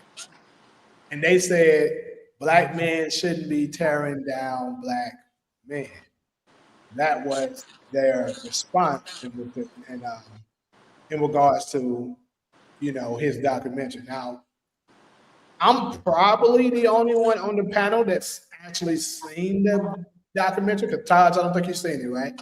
no, I haven't. No. Okay, so I'm the only one who's seen it. And it took me a while before I actually went in and watched it. I finally finished it yesterday, actually.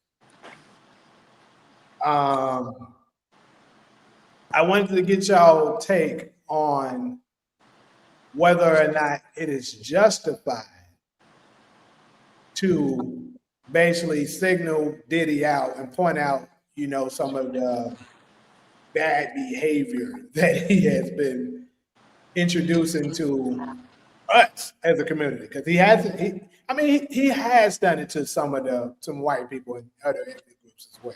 But most of the victims were us.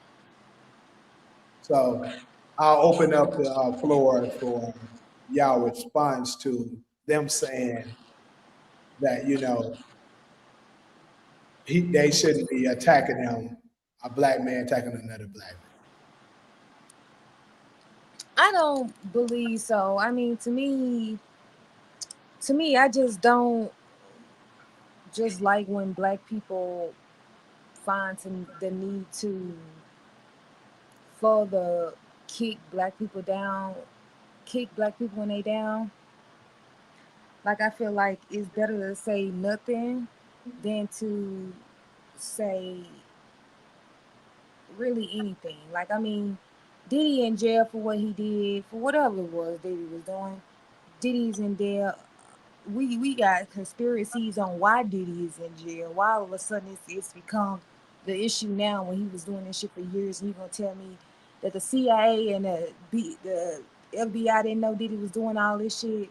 They've been knowing. They've been tracking Diddy. They've been letting Diddy do whatever the hell Diddy been doing, and it's been all good. It's been all good. All the damage that he's been doing to the black community, it was all good to them people until Diddy tried to get out of line. Now I gotta turn you down, just like so many of our stars, Bill Cosby, R. Kelly, all of them. Until they get out of line, that's when people we want to bring them down. So to me, I think should we have these conversations amongst us?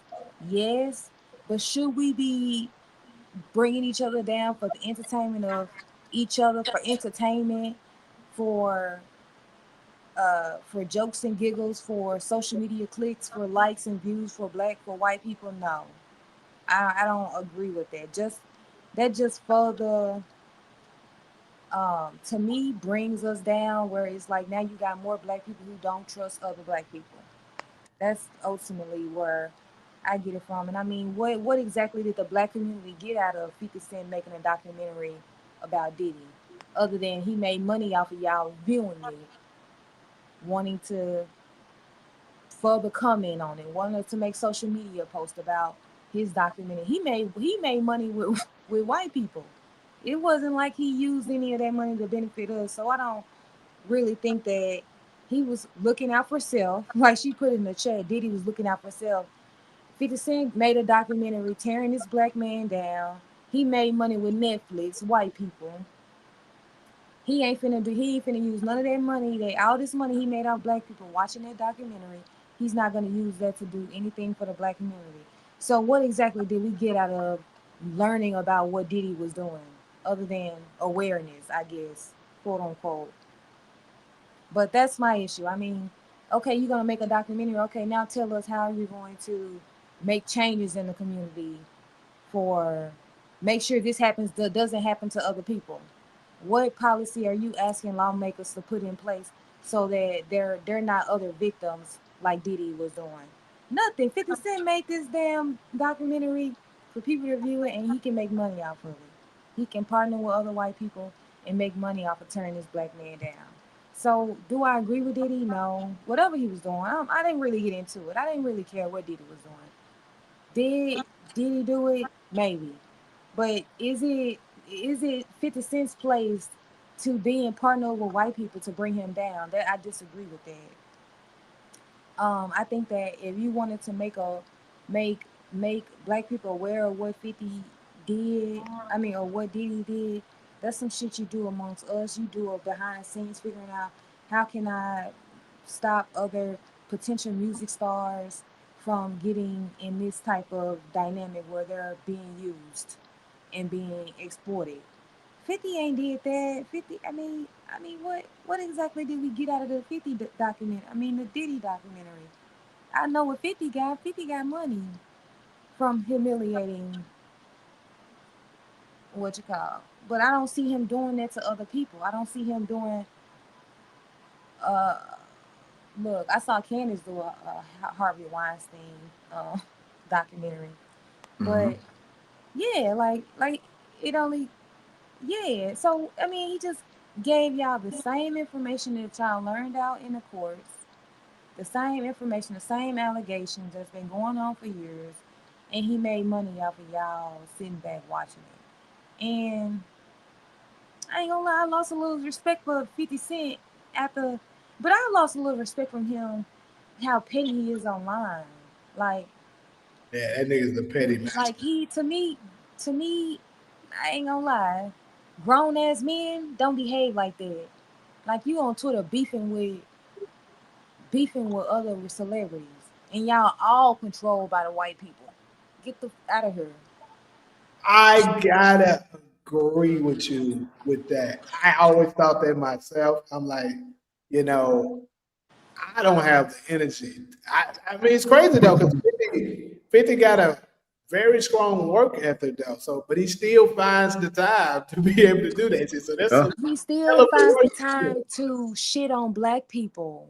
When the last time he called out some Yeah, white people for doing some white shit against him? yep, He has time to shit on black people. yeah. That's And what I I'm don't saying. respect I don't I'm respect trying to, him but as a look, person look, that do that. I'm gonna say this. I'm trying to think of a time. Has there ever been a time that a white person that we know of came out and criticized 50 very strongly? I don't think they've ever done something like that. Nah, I can't think of nobody. Black Mm, people have done that a lot, and he goes back at it. mm. Like I'm gonna go ahead and touch on it. Branford kind of pretty much nailed it. That's why I highlighted it up here.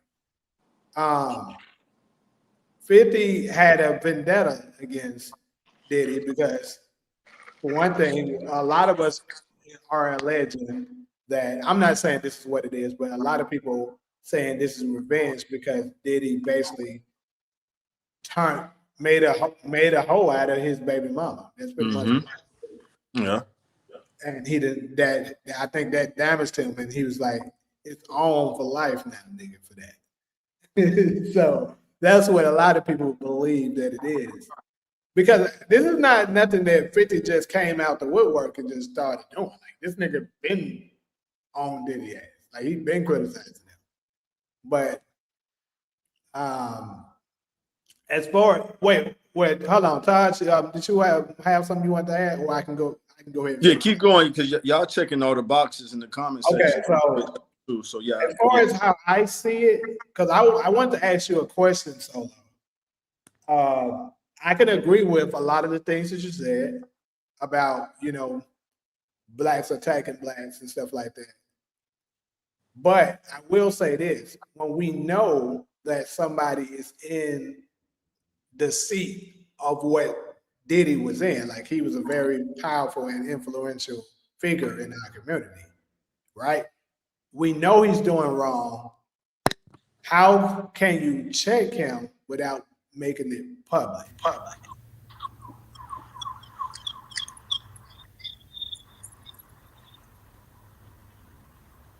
You asking me? Yeah, yeah, I'm asking you. It's a what do you call it? Echo. Oh shit, let me hit mute. Well, I mean, go to one of his goddamn parties. Say, hey man, invite Diddy ass to lunch. I mean, if y'all supposed to be two grown men, But what if he don't stop? Because Diddy is a person that I'm pretty sure that's not going to make him stop doing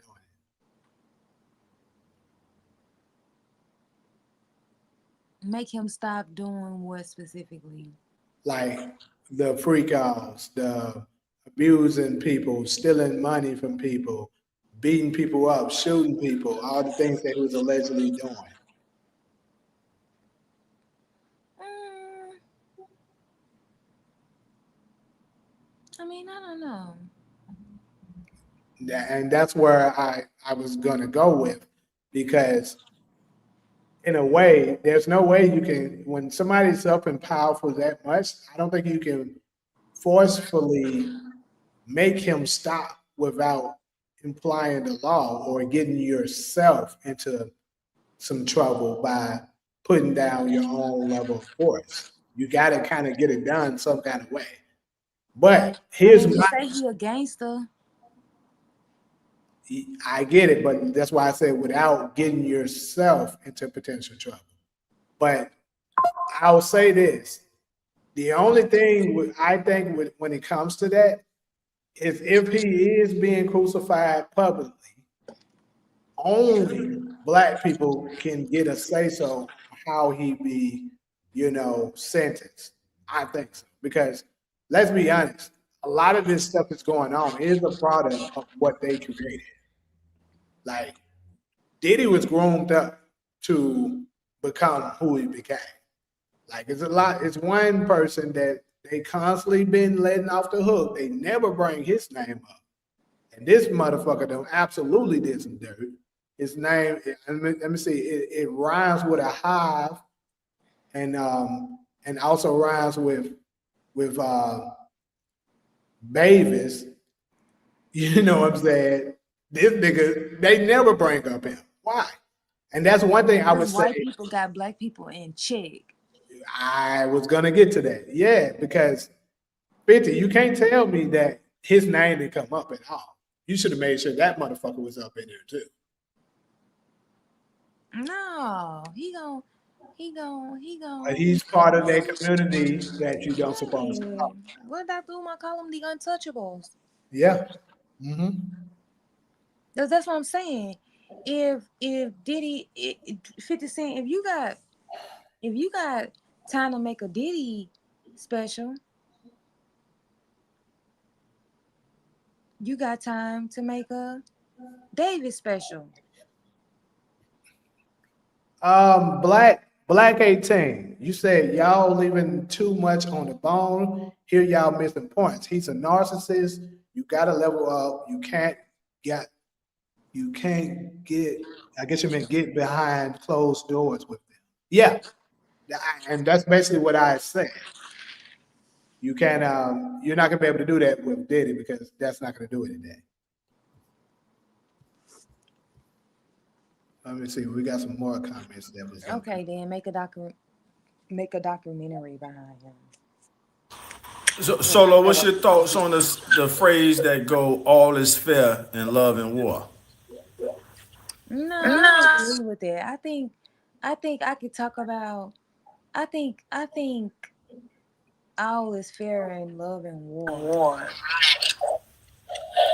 And that question for Jamie too, I asked you because I know you got the legal experience, and of course you can't use that in a court of law. But that is a almost an age old expression. All is fair in love and war, which means when if you at war with somebody, all is fair. So whatever you do to put them down is fair. That's what the phrase means. But it does Diddy need to be put down more? So I guess I'm a I little. didn't want to repeat what I was saying earlier, but I guess because I'm closer to 50 in age, I think I understand his gangster more than Diddy.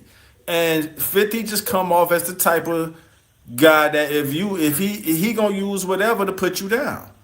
You know, so it goes back to the phrase "all is fair." And look, I'm not using this in his defense. I'm just asking the question to you and Jamie. I mean, do y'all agree with that phrase or the comment section?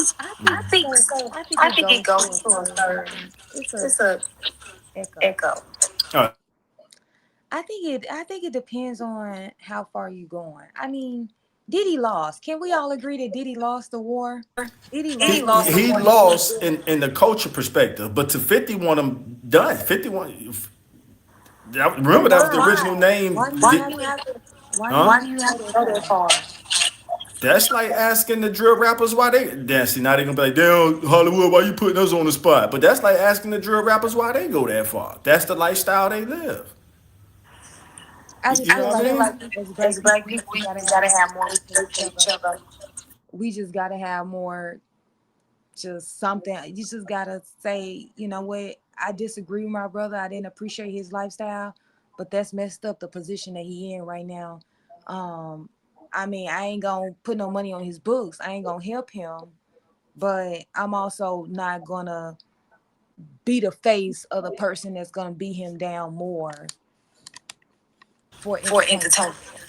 Because I mean, my thing is, what exactly did 50 Cent get out of making that documentary?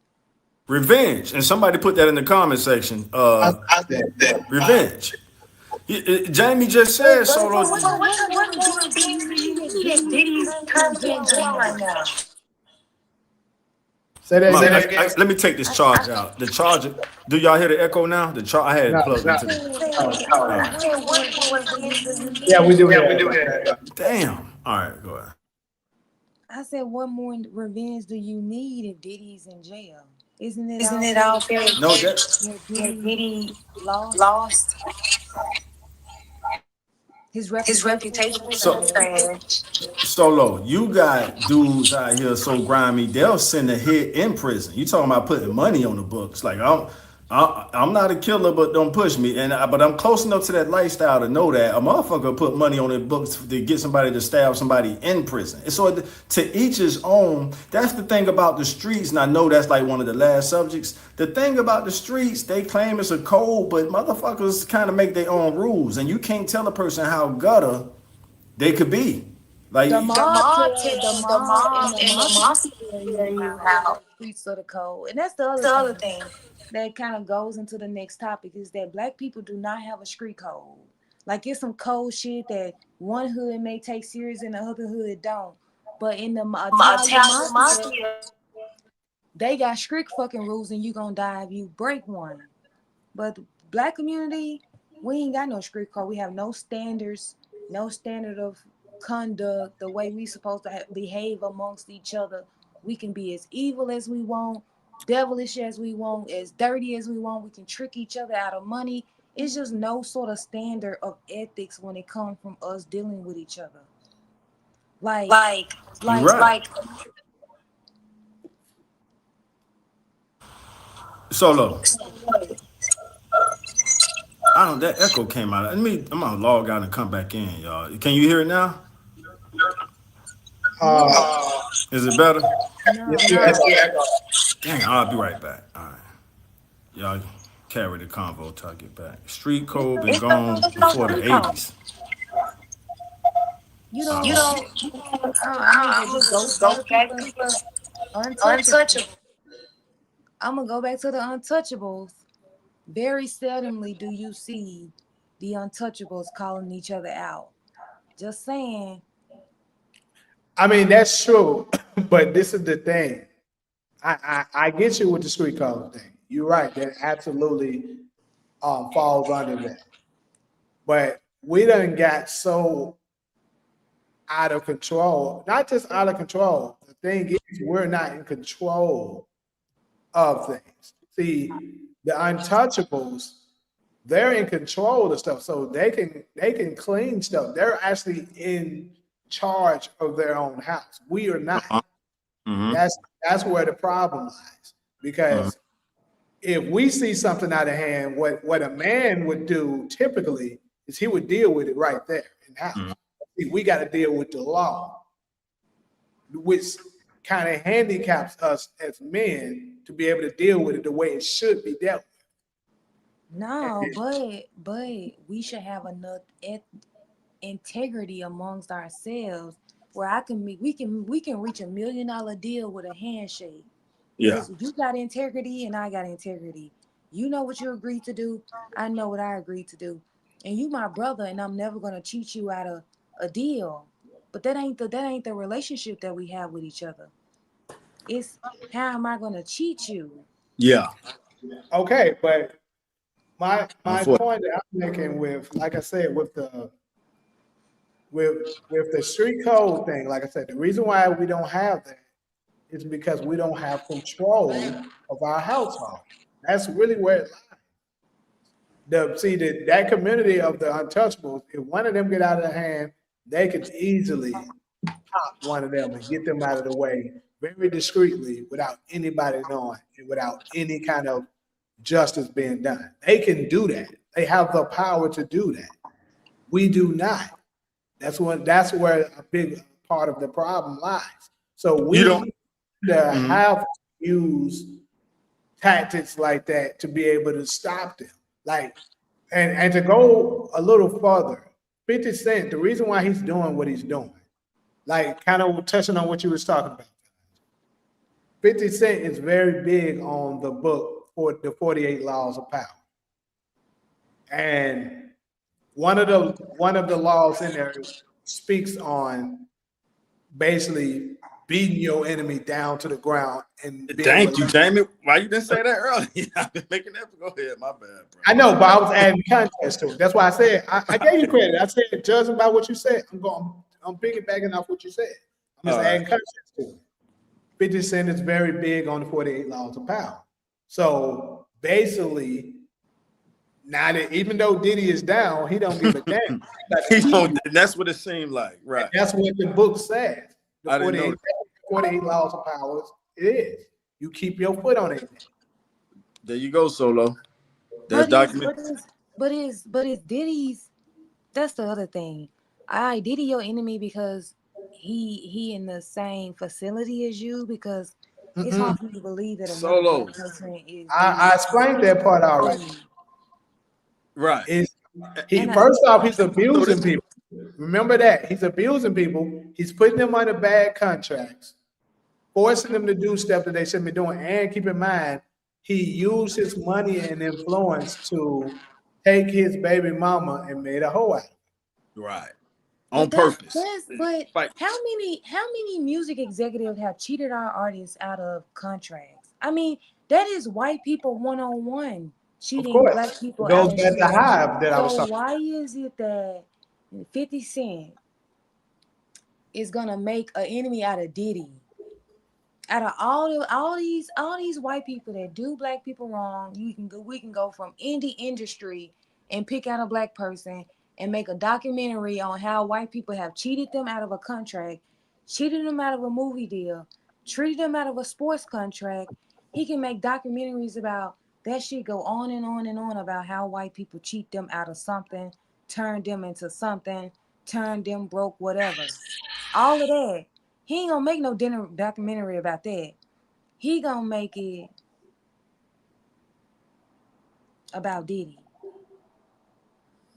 Well, also this is all alleged. What We did don't. black people get out of what exactly did we get out of 50 making a documentary out of Diddy? What did we get as a people? Uh, well, I'll say this.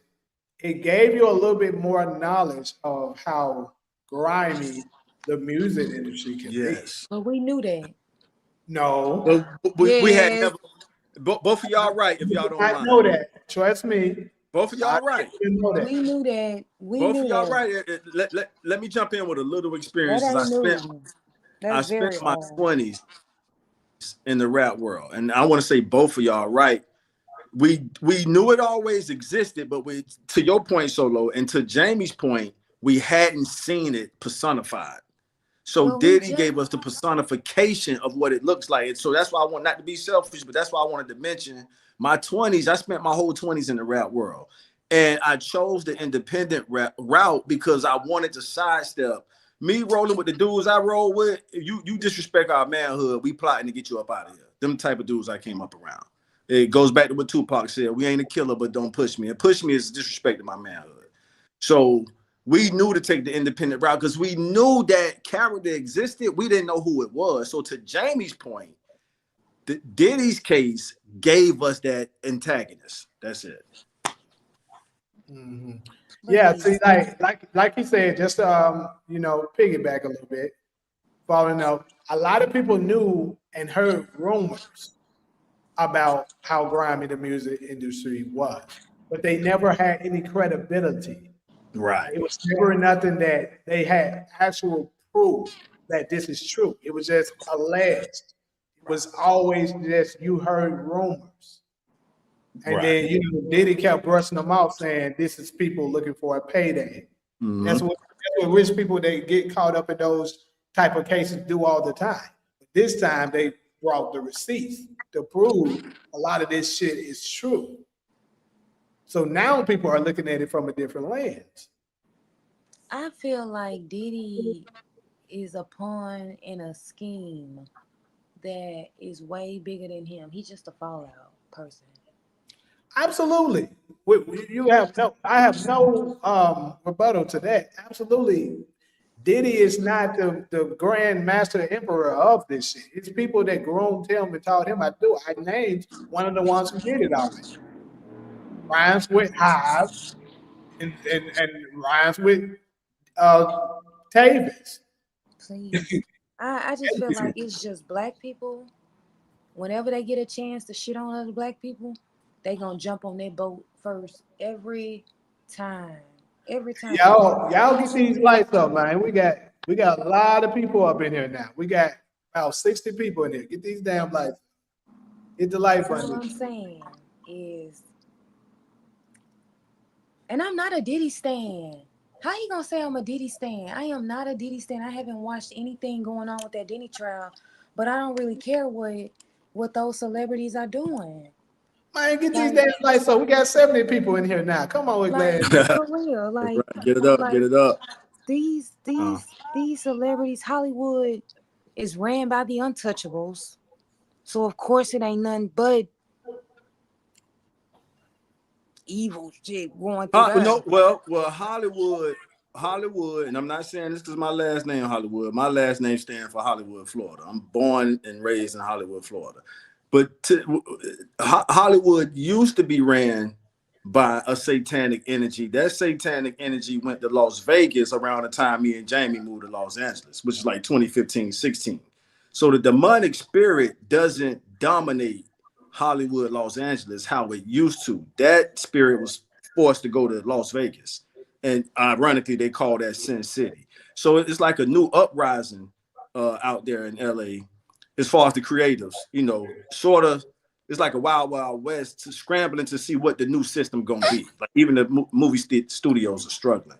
So, just to kind of throw that out there, Solo. So the new Sin City, and it's called Sin City, is Vegas. So Satan, the spirit of Satan, is strongest in Vegas compared to Los Angeles. Speaking for Hollywood, Los Angeles, I'm not a native, so I don't want to speak like a native. But from my Yeah, experience of being there for 10 years, working in the industry, is up for yeah, grabs, right? I'll go ahead and give you a name. When Weinstein fell, Weinstein was the personification of Satan. I'm going deep with this one. I got to be prepared for the backlash. But he was sort of the personification of Satan in Hollywood, Los Angeles. they thanked him. He got more thanks in the award shows than God. People will go up there and thank him more than God, the creator of the universe. So when he went down, because energy has to occupy a person to really personify that demonic energy or Holy Spirit energy. So that's it. I think I went long enough on that. Taj, you need to watch Candace Owens little series on Harvey Weinstein. Right. I didn't see it yet. I know she did one with him, and she kind of is it fair to say she kind of coming off as a sympathizer? What you think about? Absolutely, she thinks that he got me too. But he had to go. And I'm saying this from me and Jamie being out there. He had to go because he was the personification. This is the part that I'm saying that's kind of heavy. And like Man, this is crazy. We got about 80 people. Y'all don't get these flights up, ugly ass niggas. Y'all big ass niggas, bro. I hear what you're saying, Solo, but you know, Candace is, she got the freedom to do her journalism how she wants to. I kind of picked up a sympathizer vibe from Candace when it came to Weinstein, and living out there, I'm like, no, it's almost, yeah. I mean, this dude was kind of like, the alleged Diddy of Hollywood. You know what I'm saying? So when Yeah, but somebody like that fall, then it's kind of a scramble. That demonic energy just can't empower like the next person that fast. It's going to be a scramble. It's going to be a struggle for power.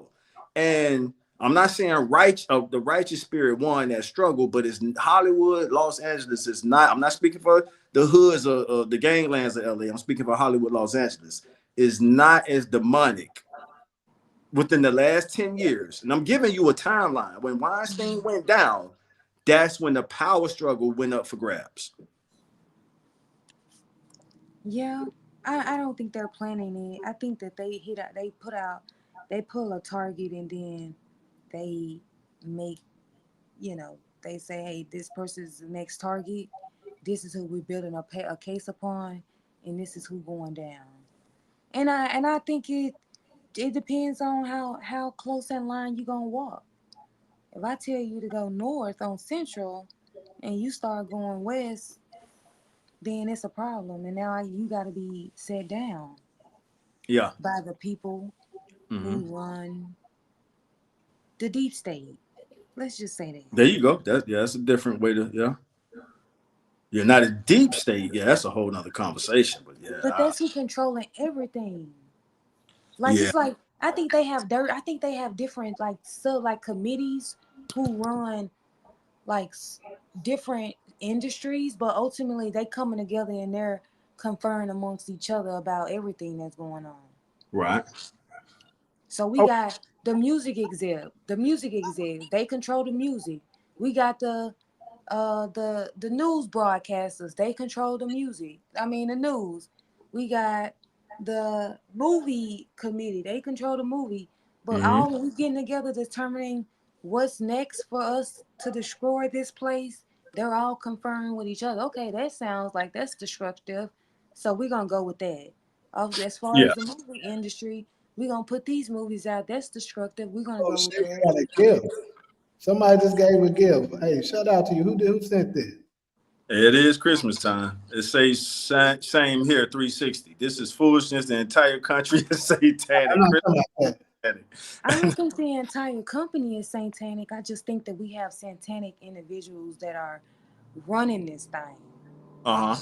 And who's going to be the king? Who's going to be the king demon? Is that, see that going back the Shout 50? out to Self P for sending that hot cocoa. All right, let me see. What you say, SG one Taj? cup. Why did he roll or Christ now roll Charlie Kirk way? That's What? one cup, two bears, 365. Social engineering is destroying the fabric of every subculture. That's I'm familiar with that. The social engineering that's what happened to us as a people. I'm not sure what Tyron Clark background is. I like this concept. Shout out to Chef P. Diddy unified West and East Coast black peeps. All right, that's one. What else y'all got? All I see for me is only the sellouts. I don't care what happens to them. All I see been cooking this evening. Go ahead, I, y'all. I want to add something before we go to the last topic. Mm-hmm. See, My thing when it comes to the criticism of our black successful people, male or female, it doesn't matter, is like I said, we have to deal with them in some kind of way, or else they're going to just keep their bullshit going on. But you Right. know, elites that control it, they pick and choose when, oh, you're doing something that we don't want you to do. Now I'm going to present what you were doing to the people, and then we take And it. then we tell them, Is But that the echo again? yeah, yeah. Damn. So when I put the charge in, that's when let me hit the mute. so and then that's when this hating culture stuff come from. And what I mean by the hating culture, you are now allowed to criticize popular celebrities that everybody likes, or else you're going to be deemed a hater. And it's crazy. Like it's legit crazy that whenever you say something that's really is right, you're criticizing them respectfully of the things that they're doing. They're gonna just label you a hater and then keep it pushing. But what people like what 50 doing is putting your ass in the ground, making sure you don't resurface. But how does that Does that benefit benefit black black people? people? I'm not I'm not saying saying it it benefits us. benefits. It's an She said echo. echo. Yeah, it is. I had to put them back on mute. Basically, Basically, it helps by informing people. Because, like I said, he can't do it anymore because people are going to be too self aware. Now, certain people would possibly be still foolish enough to, you know, dip into that world with him. But a lot of people will be so self aware, they're like, yeah, I ain't fucking with that. Like, I heard about you. But Because you if should. that But was this. But at the point that you meet Diddy, you should already know. You will say, for example, a you're lot an of people artist. You did, want to now. You want to sing, right? You're an artist. You want to sing. And as an artist that want to sing, I would be shocked for you to say that you don't know that Hollywood is corrupt, or that everybody you meet in Hollywood isn't gonna mean you well, right? So I assume that you know that about the profession that you're asking to join, right? So you get in there and they say, okay, well, in order for you to be signed with me, you got to do this. In your mind, do you not know that's wrong? Or is it that you're looking to advance your career, so you're willing to play in the dirt with them as long as they get to advance your career? And he keep making promises to advance your career, and you keep engaging in this field, That's that's right? that that's it, But then Solo. That's it never works for you. Now all of a sudden it. Never you are a works. victim. Right, Solo. So Solo, it's because I got experience on this. Let me speak on it. When if an artist don't have like that hustle in them to kind of have that independent drive, they are more likely to end up how you just described it, right? If you for us, when I was doing it in my 20s, so this is like the early 2000s, we knew it was somebody. We just didn't know who it was. You see what I'm saying? I know we went over this earlier. We knew it was whatever you want to call that person who making you sell your soul to to pursue your dream. I mean, as an artist, I love hip hop, yo. I grew up with it, and I saw it as a way out. I learned how to do it at a young age, and to take advantage of somebody who's just trying to pursue their passion, that's messed up. And so when that curtain got pulled back, it kind of showed the world, okay, you guys been hearing about this Illuminati conspiracy, sell your soul shit in the music or movie industry. Voila, here's how it go. Here's the documentation of how it happens. And that's pretty much what happened to Cassie. Like you dangled that carrot, or you want, and she got some, she got, Explaining to do. you said explaining to do Yeah, she that got some too. explaining to You're do. right. Because like you said, like now, see, this is gonna sound like I'm in 50 defense. So but I think 50 made a valid point. Like that's a 19-year-old girl. Again, I got nieces, y'all. But And does at she not know 19, that that's wrong? So are you saying at 19 years old, you don't know that that's wrong? you got I a go I ahead. got I gotta agree with Solo on this one. Uh-huh. I Because this is If the she thing. met him at 19, by 20, she should have been gone. Like this is the thing. We that goes back to the double standard thing. Because let's be real. At 18, we're saying that it's okay for a boy at this point, a young man, to go to war and risk his life. You know what I'm saying? To fight for the country. But you're telling me that a 19-year-old girl is not old enough to know what she's doing with a man? She knows. We don't know how naive or or how hip she was.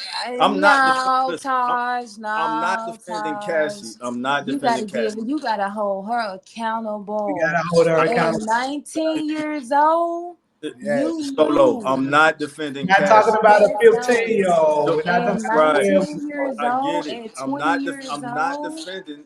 Here's where you she lost me. knew. Here's what she Regardless of lost how me. naive Here's you what she are. lost me. When she carried on with it, that's when she lost me. So by no means am I trying to defend her acceptance of that lifestyle. But I'm talking about the artists who just simply trying to pursue their passion, and you got to navigate through So, people trying to take advantage of you. right, but Mhm. I understand that. But how low are you willing to go for this so-called passion and Right. you People who don't have that, and I didn't want to make it about me, but are you?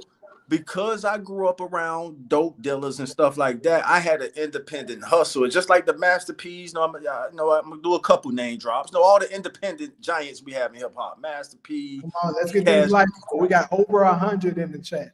Come That's on. what's happening.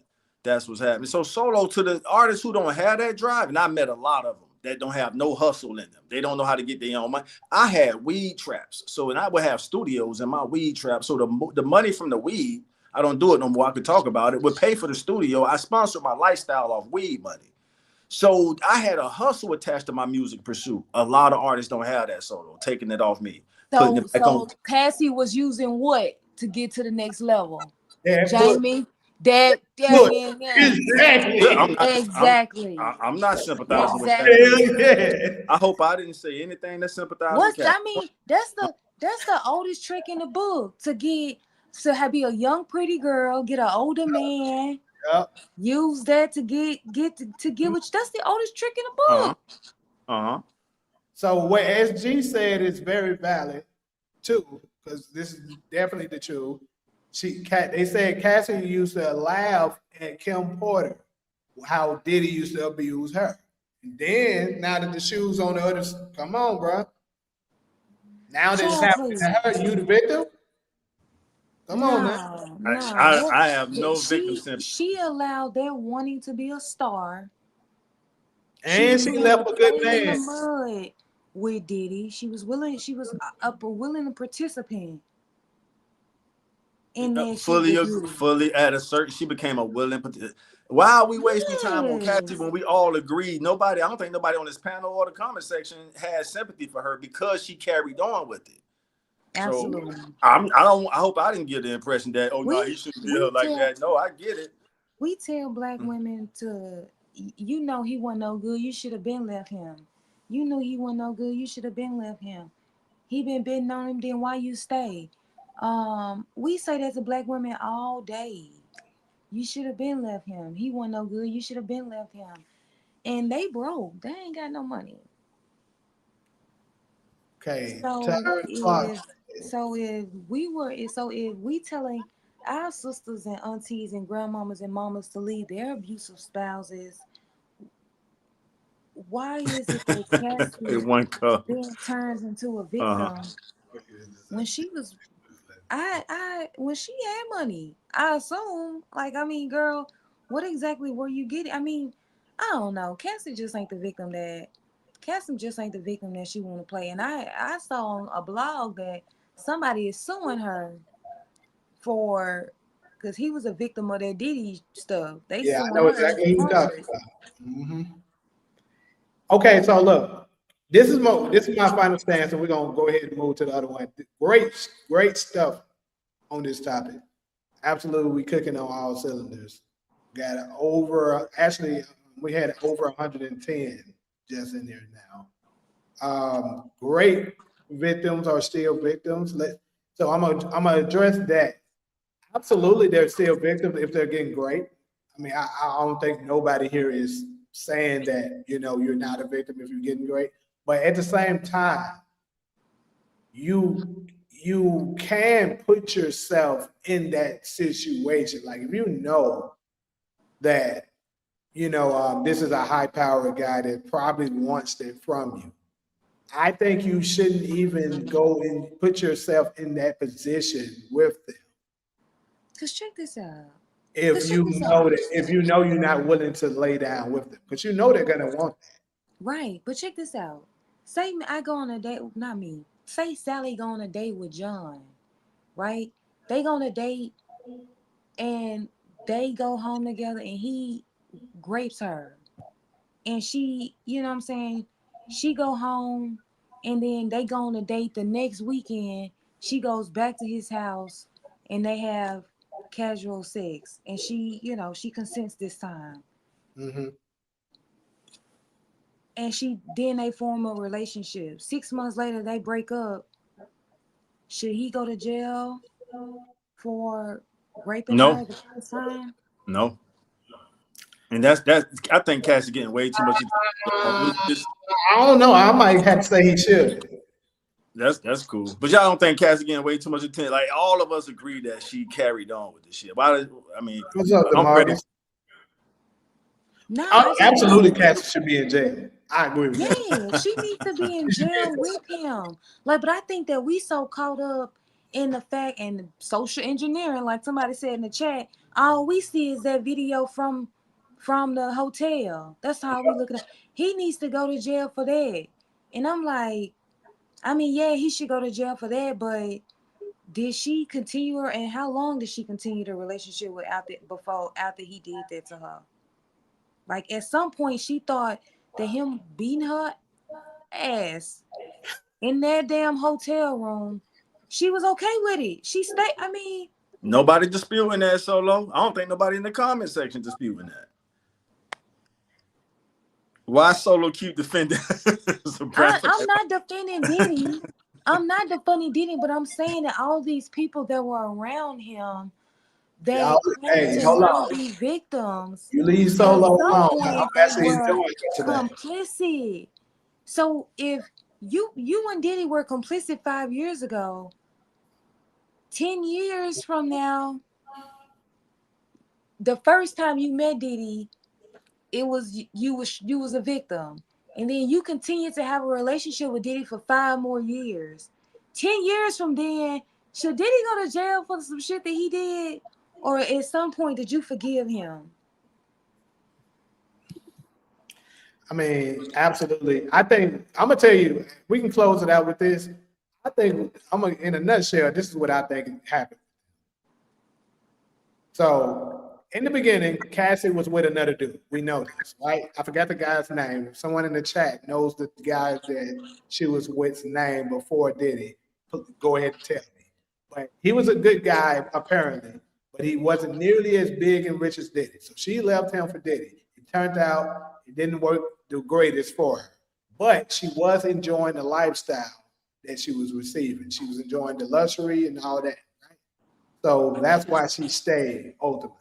Then eventually she met the other guy, which was her um, fitness instructor. She left Diddy eventually, finally, and got with him. And I believe they went broke and they were suffering. So they came up with, we need to sue Diddy to get some more money back into us. That's what I believe happened. Ding ding ding. Now you say she was with somebody else before Diddy, and she met Diddy at 19. So Yeah. here we are. Now she 18, right? Mm-hmm. The year before that, she was dating another person that was way more influential than Diddy. All right. Great, great topic, people. We're going to go ahead and head to this last one. And that is the street code. I almost said clothes. But anyways, street code. Basically, with the street code, I think this has been damaging our community for quite a while now. This is coming from somebody who was once in his life was a YN himself. They were doing damage. But I never, I actually had a cult. I never did nothing to kids, you know what I'm saying? People really young or elderly. These little YNs today on something different. But the thing is what I think is civilians should be able to snitch because they're protected by the law. They're not protected by the streets. So how do they have to follow the street code? They shouldn't. But what kind of made me put this in here is another ongoing crazy turn of events that's been going on, it's been taking place for a while now, is the Megan Thee Stallion and Tory Lanez situation. So Tory Lanez has been presented to the judge several times, new evidence to basically prove his innocence. You ask me, it's been proven that he's innocent, but they didn't give a damn. Why? Because they always want to go with who they like. If this was somebody that they didn't like, Tory would have been there. But they like Megan Thee Stallion, so they're keeping this bullshit going on. Um, so Tory never took the stand because he was following the code, no snitching, and that ultimately fucked him. But if, from my knowledge, now someone can correct me if I am wrong. I don't look at Tory Lanez as a street nigga. You So, agree? right. Hmm. Therefore, he should have had the luxury of being able to get on the stand and tell the motherfucking truth to free himself. Hmm. Look at what's been happening to him since he's been in prison. He got stabbed 17 times. He has a son that can't see his father now because of all this bullshit and all because of a lie. So I'll love to open it up to everyone, chat and the panel. What are y'all thoughts on this on the street club? Should we be following this bullshit or, you know, or is it justified that motherfuckers need to start snitching if they ain't involved in that life? Hell no. For me, I'm snitching. You got me messed up. I ain't going to jail for nobody. I don't give a damn. I'm sorry because I don't play them. I don't play them games. I'm not in the street, so I don't think civilians should have to partake in that street code stuff that you got going. They asked me what I saw.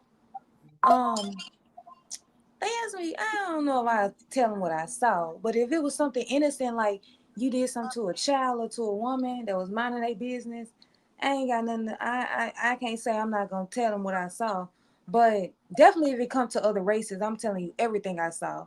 But I try to not see anything because I don't want nothing. Because it ain't no code. Like it's no set of rules. Like what Dr. Umar like to say is that in the mafia or in the mob, if you one of the rules they got a rule that if you kill a woman, a child, or elder, then that's a crime against the you don't live Right. to go to Punishment by jail this. when you do shit like that. So all these things where we see black men and kill black women or black men and kill babies, like according to the mafia, you don't get to live. You don't go to jail for the rest of your life when you do shit like that. So that's the issue with the black community. There is no code. You know, it's no code. It's like everybody's just playing off their own feeling and emotion, what they think the street code is. To me, if I'm not a street dude, if I'm a nerd and I go to middle school, I shouldn't be subjected to the same rules that y'all have in the Lights up community. at 50 lights, people. We got 100 people. It should be at least at halfway. 50 lights. Let's go. If I'm not a street dude, I shouldn't have to be on the no snitch policy, right? I ain't gotta necessarily volunteer no information, but I also don't have to put my life in danger. Be it where they're telling me I'm going to jail if I show up and tell them what I saw, or they put me down for some shit that I ain't do, I'm gonna get up there and I'm gonna say that I ain't do it. Um, and if I don't know, and that's I think Tori's situation. Even though when it comes to black, I think it's easier for black women, but for black men, we're not very responsive responsibly when black men get cooperate with the criminal justice system. Like, you know, Burner didn't even snitch. Burner pled guilty, and we ain't forgave Burner. But whatever. So I think civilians, if we ain't had nothing to do with it, we shouldn't be subjected to the code that y'all got, that the YNs got. And y'all should make sure that regular civilians are not He harmed is not by really feeling no code. that drama They that definitely y'all ain't got. got going on. See, and I think the biggest issue, I think it'll be much safer if they came up with a code. Yeah, that's what time it is. We need to do that. We do nationwide, but I speak for my city. I'm praying for the YGs in my city to get it right. I'm from a small city. Is not like Memphis. It's not like LA, but these, they killing each other too, and we too small for that. So I agree with you, Solo. A code, hopefully nationwide, but definitely city to city needs to be set. But look, I want to respond to this comment. Mm. I agree that Kelsey did shoot Megan, but Tor and I think the other thing is that you be advised by your attorneys and you only take their advice. And if they say, I feel like it's best you don't testify because you do get they are able to get all your past criminal shit in when you testify. So a lot of times defendants don't testify because a lot of times they do have a criminal history. And once I get you on the stand, I'm going to be able to tell the jury all your priors, right? So a lot of times they are advised not to testify because we don't want them to know that you've been involved in all this other shit because that may taint their minds and they just say, oh yeah, you definitely guilty based on what you previously done, right? So you get advice from your attorneys about not thing, but Kelsey ass didn't get up there. She had absolute immunity, right? She had Yeah. immunity. She Yep. didn't get up there and say I did it. She didn't get up there and say Tori didn't do it. So at first, to me, it was Kelsey choosing herself over Tori, right? I'm gonna put Tori in jail so I don't go to jail. So in my case, and I'm thinking in this kind of case, Tori should be able to get up there and say, I didn't do it. That's who did this is what happened, and that's who did it without being subjugated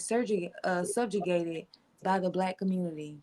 Cause I mean, he may not be a street dude, but he do make music about being a hood, like a street dude. And that's a difference. Carry on, Solo. But it is a difference from. I'm glad you said that. Difference between the hood dude and the street dude. But carry on. Yeah, like he make music about that. So I do think his career would have tainted any It event would. that he I agree would with that. have went up there and did that. Hmm. But am I going to jail for that? I don't know if I am. I ain't going to jail for nobody, but I guess that's just one of my hard no's. Like absolutely not. Um To real quick to Tyron Clark, YG stands for Young Gangster. I mean, YN is another term, but some people use YG as well, Young Gangsters. Yeah. Yeah. So I also want to address this one that he said. He said talking about snitching, right? With defining snitching. So I don't know about y'all. Y'all can let me know y'all feelings on the panel and in the chat. But to me, there's a difference between snitching and a rat. Hmm. So let me go ahead and give y'all my difference. Snitching can be because let's think about this. Snitching is said in the household. Like, say we siblings, me and Taj are siblings. Taj eat our mama's cake while she's at work. And she come home and wondering who the hell ate her cake. And I was like, man, Taj ate that shit. And then I snitched on Taj. But ratting is basically when you get your ass jammed up. And like, let's say me and Taj again, we did a crime together. Hmm. I get jammed up. and I rat on Todd. Right. Rat stands for run and tell. Oh shit. I didn't know that. Yeah, that's what it stands for. Damn. So Yeah. basically, you snitching on him so that you can get out. You got to basically Mhm. go to prison, run and Mhm. tell. Yeah. So it I, is a difference. So, yeah, so that's my Now first time that hearing it. now you ought to get your ass whooped for that. I'm sorry. absolutely, because that's fucked up. Y'all did it together. Right. The I guy, agree. But right. my thing is, okay, say for example, we do this together, and you the only one get caught.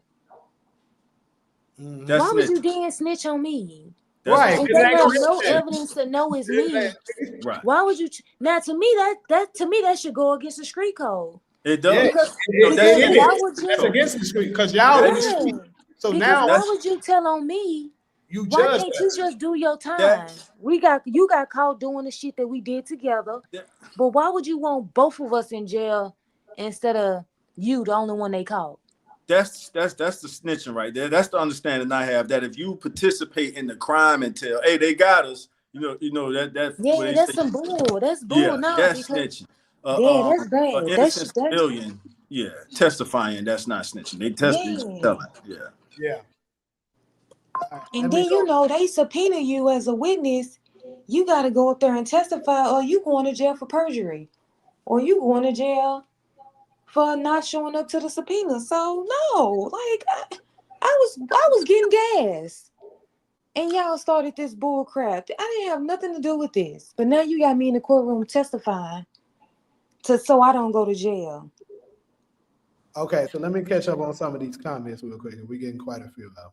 I don't think it was so much street snitching, but he claims he was attempting to protect the best friend Kelsey, who he says actually shot me.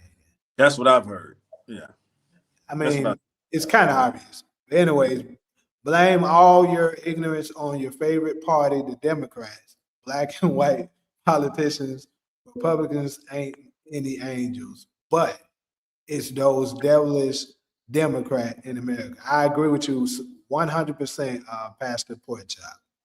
That's a funny day. Broadway is for the weak. Looking to the cow and buffalo method. We buffalo soldiers. Snitching is betrayal, not using law enforcement to do service of justice. Civilians don't have to follow the rules of the street. I agree. I say mind your business when it doesn't involve you or any other innocent person. I agree. That's the norm, if you ask me. Go ahead. Now, I'm going to touch on this a little bit. I agree with that. Now, if you're a civilian, because think about it, like I said, it's two different worlds. If you're a civilian and you so happen to see something going on with some street niggas, and you decide you want to get involved, it's not bothering you. Now you kind of opening the cans of worms that you don't want to be dealing with. You tapping into their world a bit. Now they won't go touch you because the real gangsters they don't mess with civilians unless it's something that's interfering what they got going on, which you're technically doing, sticking your nose in something that's not really your business. If I'm a witness, I'll be honest because I'm not a piece of shit human being. Let's treat others how you want to be treated. Now, if you get called in for it, then that's different. I ran into this in Georgia. A young man was trying to make a little girl hang out with him. I walked her home. Her mom wanted to confront him. I talked to the cops. If you got deleted and a witness can get justice and peace of mind for your loved ones, would you want justice for your family? Absolutely. Absolutely. Yeah. Switching is just, I guess you meant snitching, is just telling the truth about any criminal. If you fear snitching, then you really know in your heart you have sinned against the Lord. Hmm. Take care of the big picture, stop black devastation. Childish ways, zero accountability. We lost the ability to wear each other's shoes. take care of the bud picture, protect the innocent, or we all become guilty. Telling the truth isn't snitching, it's just being honest. I don't have an obligation to protect strangers from their consequences. Snitching is telling on anyone to get out of your mess, period. Whether it's telling on the organization you're in or anyone else. Okay, these folks really on this snitching shit. Yeah, it's a big thing. Yeah. Even though Gold Suspicional would consider him a snitch or a rat for setting up Kanan to get locked up. He snitched on Kanan.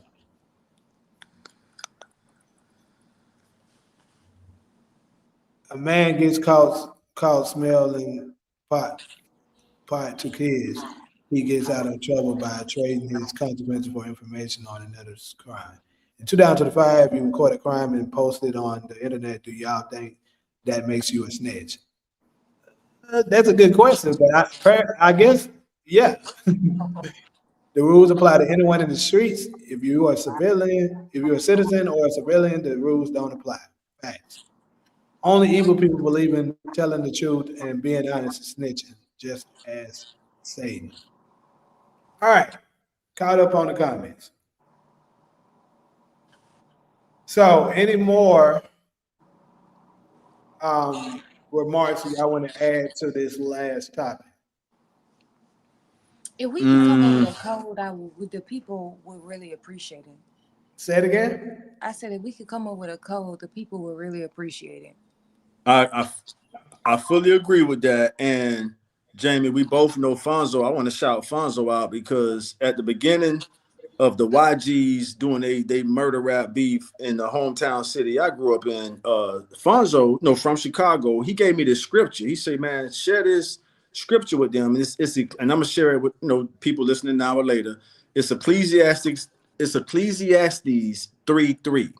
And Ecclesiastes 3:3 say, "There's a time to kill." So when the few YGs I had access to, I did my OG due diligence of just sharing that scripture with them and just sort of asking them like, "Yo, y'all be a little more considerate about how y'all living because I mean, if you killing somebody just because they hurt your feelings, like, hot damn, is that really punishable by death? This dude hurt your feelings and now he gone." So back to the Disrespecting. point Solo making, I'm actually trying to do the social work in my small town city to say, hey, y'all got to come up with some kind of code. To both of y'all point, the mob had that. You just not out there whacking people for, just crazy reasons. And it's time for Black America. When you look at the Italian American gangsters, they pretty much did that shit through the 20s, the 30s. I think Bugsy Siegel went to Vegas and maybe the 50s. They had they run, but like y'all said, they had codes. And Black America, we just been doing it for too long. And if now, last point, y'all, to y'all triple OG homie out of Memphis, Judge Joe Brown, he gave some history behind homicidal thoughts and how that's, if I'm quoting him correctly, it's like a part of our reptilian brain. So especially the male species, we have that, and we just got to find a way to channel those homicidal thoughts into a more, shit. Like, I guess what I'm trying to say is, in wherever city you from, the gangsters should be establishing what's punishable by death. When you come to Memphis, all the gangsters in Memphis, hey, and when you come to Memphis, what's punishable by death? LA, Chicago, all the G cities. The top G's should be establishing, and I'm telling y'all, I'm doing my best to do that in my hometown city of Hollywood, Florida. Like I'm asking the one G's, hey man, what's punishable by death, little homie? Like, what to get a nigga killed if what line of them crossing would get them killed? And the goal is to raise the bar of what's punishable by death. You know what I'm saying? Like, so I'll leave it there. Kids Mm-hmm. being a deadbeat.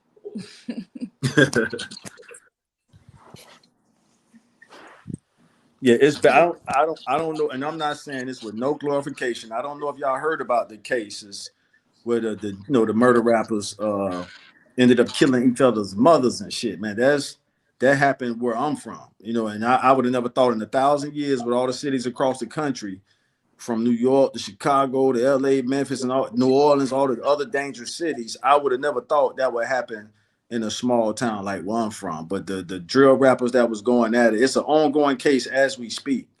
And Damn, two that's mothers crazy. and, You and a killing couple fathers. mamas? Come on, man. Yeah.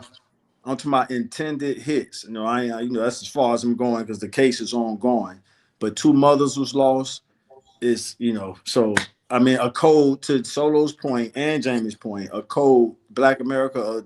I'm pleading to the G's across the country, man. Specifically my city, and I can kind of, put some influence in my city. It's time we need a code, y'all. Yeah, specifically for what's punishable by death. If a person step on your shoes, is that punishable by death? Yeah, killing somebody's mama is crazy. Two That's cases. crazy. Yeah, yeah, Insane. That's yeah, insane. yeah. Two. Mama ain't did nothing but try to do her best raising him. That's right. Yeah, and it's yeah. I'll send Jamie one of the leaks. I don't want to put too much information out there, but that broke my heart. And we can cover that in the morning show this week. All right, yeah, I'll send that link to you. And that it was so heartbreaking because I knew parents on both sides of the murder rap war. I don't call it drill rap. I don't want nobody to be confused. I'm calling it what it is, murder rap, where you rapping about what you're going to do and you follow through with it. Because that's what qualifies you to be, now I'll use the word drill rapper. That's what qualifies you to be a drill rapper. To What rap you going about, to jail? they don't care. Oh my Solo, God. Solo, I had a chance to get up close and personal with this in my hometown. And I go back to like 2010, 2011. And I used to see the youngsters playing GTA, Grand Theft Auto, the other Mafia game, Grand Mafia, and they would be playing that game so intense. So it's almost like, I'm not trying to blame the video games, but it's almost like that shit was kind of like a training field for them. And then eventually you saw it spill out into the streets. And I could pretty much say that nationwide as well, but definitely where I'm from, I saw it up close and personal. How they was just pretty much practicing through the video game, Grand Theft Auto, and all the other games allow you to do that senseless killing and stuff. And they took it from there into the real world, and here we are. And we can't have this segment without talking about the buzzing, trending topic in our culture right now: F the streets or a family forever or something like that. Those like the two options. And you got rappers coming out defending the streets. You got rappers saying F the streets, and then you got people screaming family forever. Like it's just, hey man, it's family, friends, and it depends. That's it, y'all. I think we need to abandon the streets. Put it out there, Solo. You work in the system. Abandon them. The streets ain't never loved nobody. Ain't that what they say? So Solo and Jamie, what about the people? And I mean, y'all from a rough city too. What about the people who grew up without much family support and all they had was the streets? They souls deserve saving, right? Somebody got to reach out to them, right? Or do we just leave them out there with no family support? No, you know what I mean? So I'm like, hey, if we could reach anybody in the streets to pull them out, that's the process of saving a soul. If not, then hey, if that's the life they chose, then just stay out the way. Man, I mean, of course their life is worth saving. I mean, we are, you know, we do our best to do what we can with what our people present. So, I mean, of course, we want to help them out as much as we can. We want to put them out of the streets, make them the best. That's what I'm saying. Let's abandon it all. Let's abandon the streets and get you a job at a black manufacturing company. Let's go get you a certification in something that you can use to make money. I'm saying turn. Maybe he ain't selling drugs no more. Maybe he flipping t-shirts. Maybe he flipping whatever it is. Maybe he's selling canned goods. Maybe he now, cause let's be honest, if you can stand out there and flip and make money out selling weed, you a business owner. You Absolutely. understand That's what I felt like. the That was my product. thing. You understand you gotta save money to get the Yeah. product again. You know how much you gotta sell it to make a You profit. spot You on, want, you know what I'm Solo. saying? Yeah. No, You you start basically know with how that. to run a business. Hell If yeah, you can it sell is a weed, you can business. sell t-shirts. If you can Damn right. sell weed, you can Yeah. sell lemonade. Yep. If you know what I'm saying? Like, That we shit just is need definitely to a business. utilize those skills and put them in efforts that legalize, that Yeah, is Mm-hmm. the legal. ones that make coke and fentanyl and all that stuff, that's science. That's what it is. They know all the stuff, bro. It's just they've been indoctrinated to do other skill sets with the knowledge that they know. Right. But anyways, to address SG, yeah, we're gonna start the morning show back this week. I finally freed up some time for myself now to be free in the morning. So yeah, I'm gonna start it back. Start the morning show back, and then we'll can't guarantee I'll be having the night shows every night, but hey, as much as I can, we'll be doing those. And for those of y'all that's new, we do this particular podcast every Sunday, typically around 3:30 Pacific time. If you're an East Coaster, that'll be 6:30 your time. If you're in Central time, that's 5:30 your time. So we be here every Sunday, and then who knows, maybe we'll start expanding more days eventually after the following. But yeah, so I definitely appreciate that, Tyron Clark. You've been very engaging and stuff like that, and I'd love to have you come back. But yeah, Kenneth Robinson as well. Much respect and love to all of y'all to do it. Make sure y'all tune in next Sunday, close around the same time. Anybody else want to add something else before we close? Nah, another great show. Much love till next time, and y'all have a good one. Hey, Todd and Solo, real quick. I'm gonna end it, but don't jump out just yet. All right.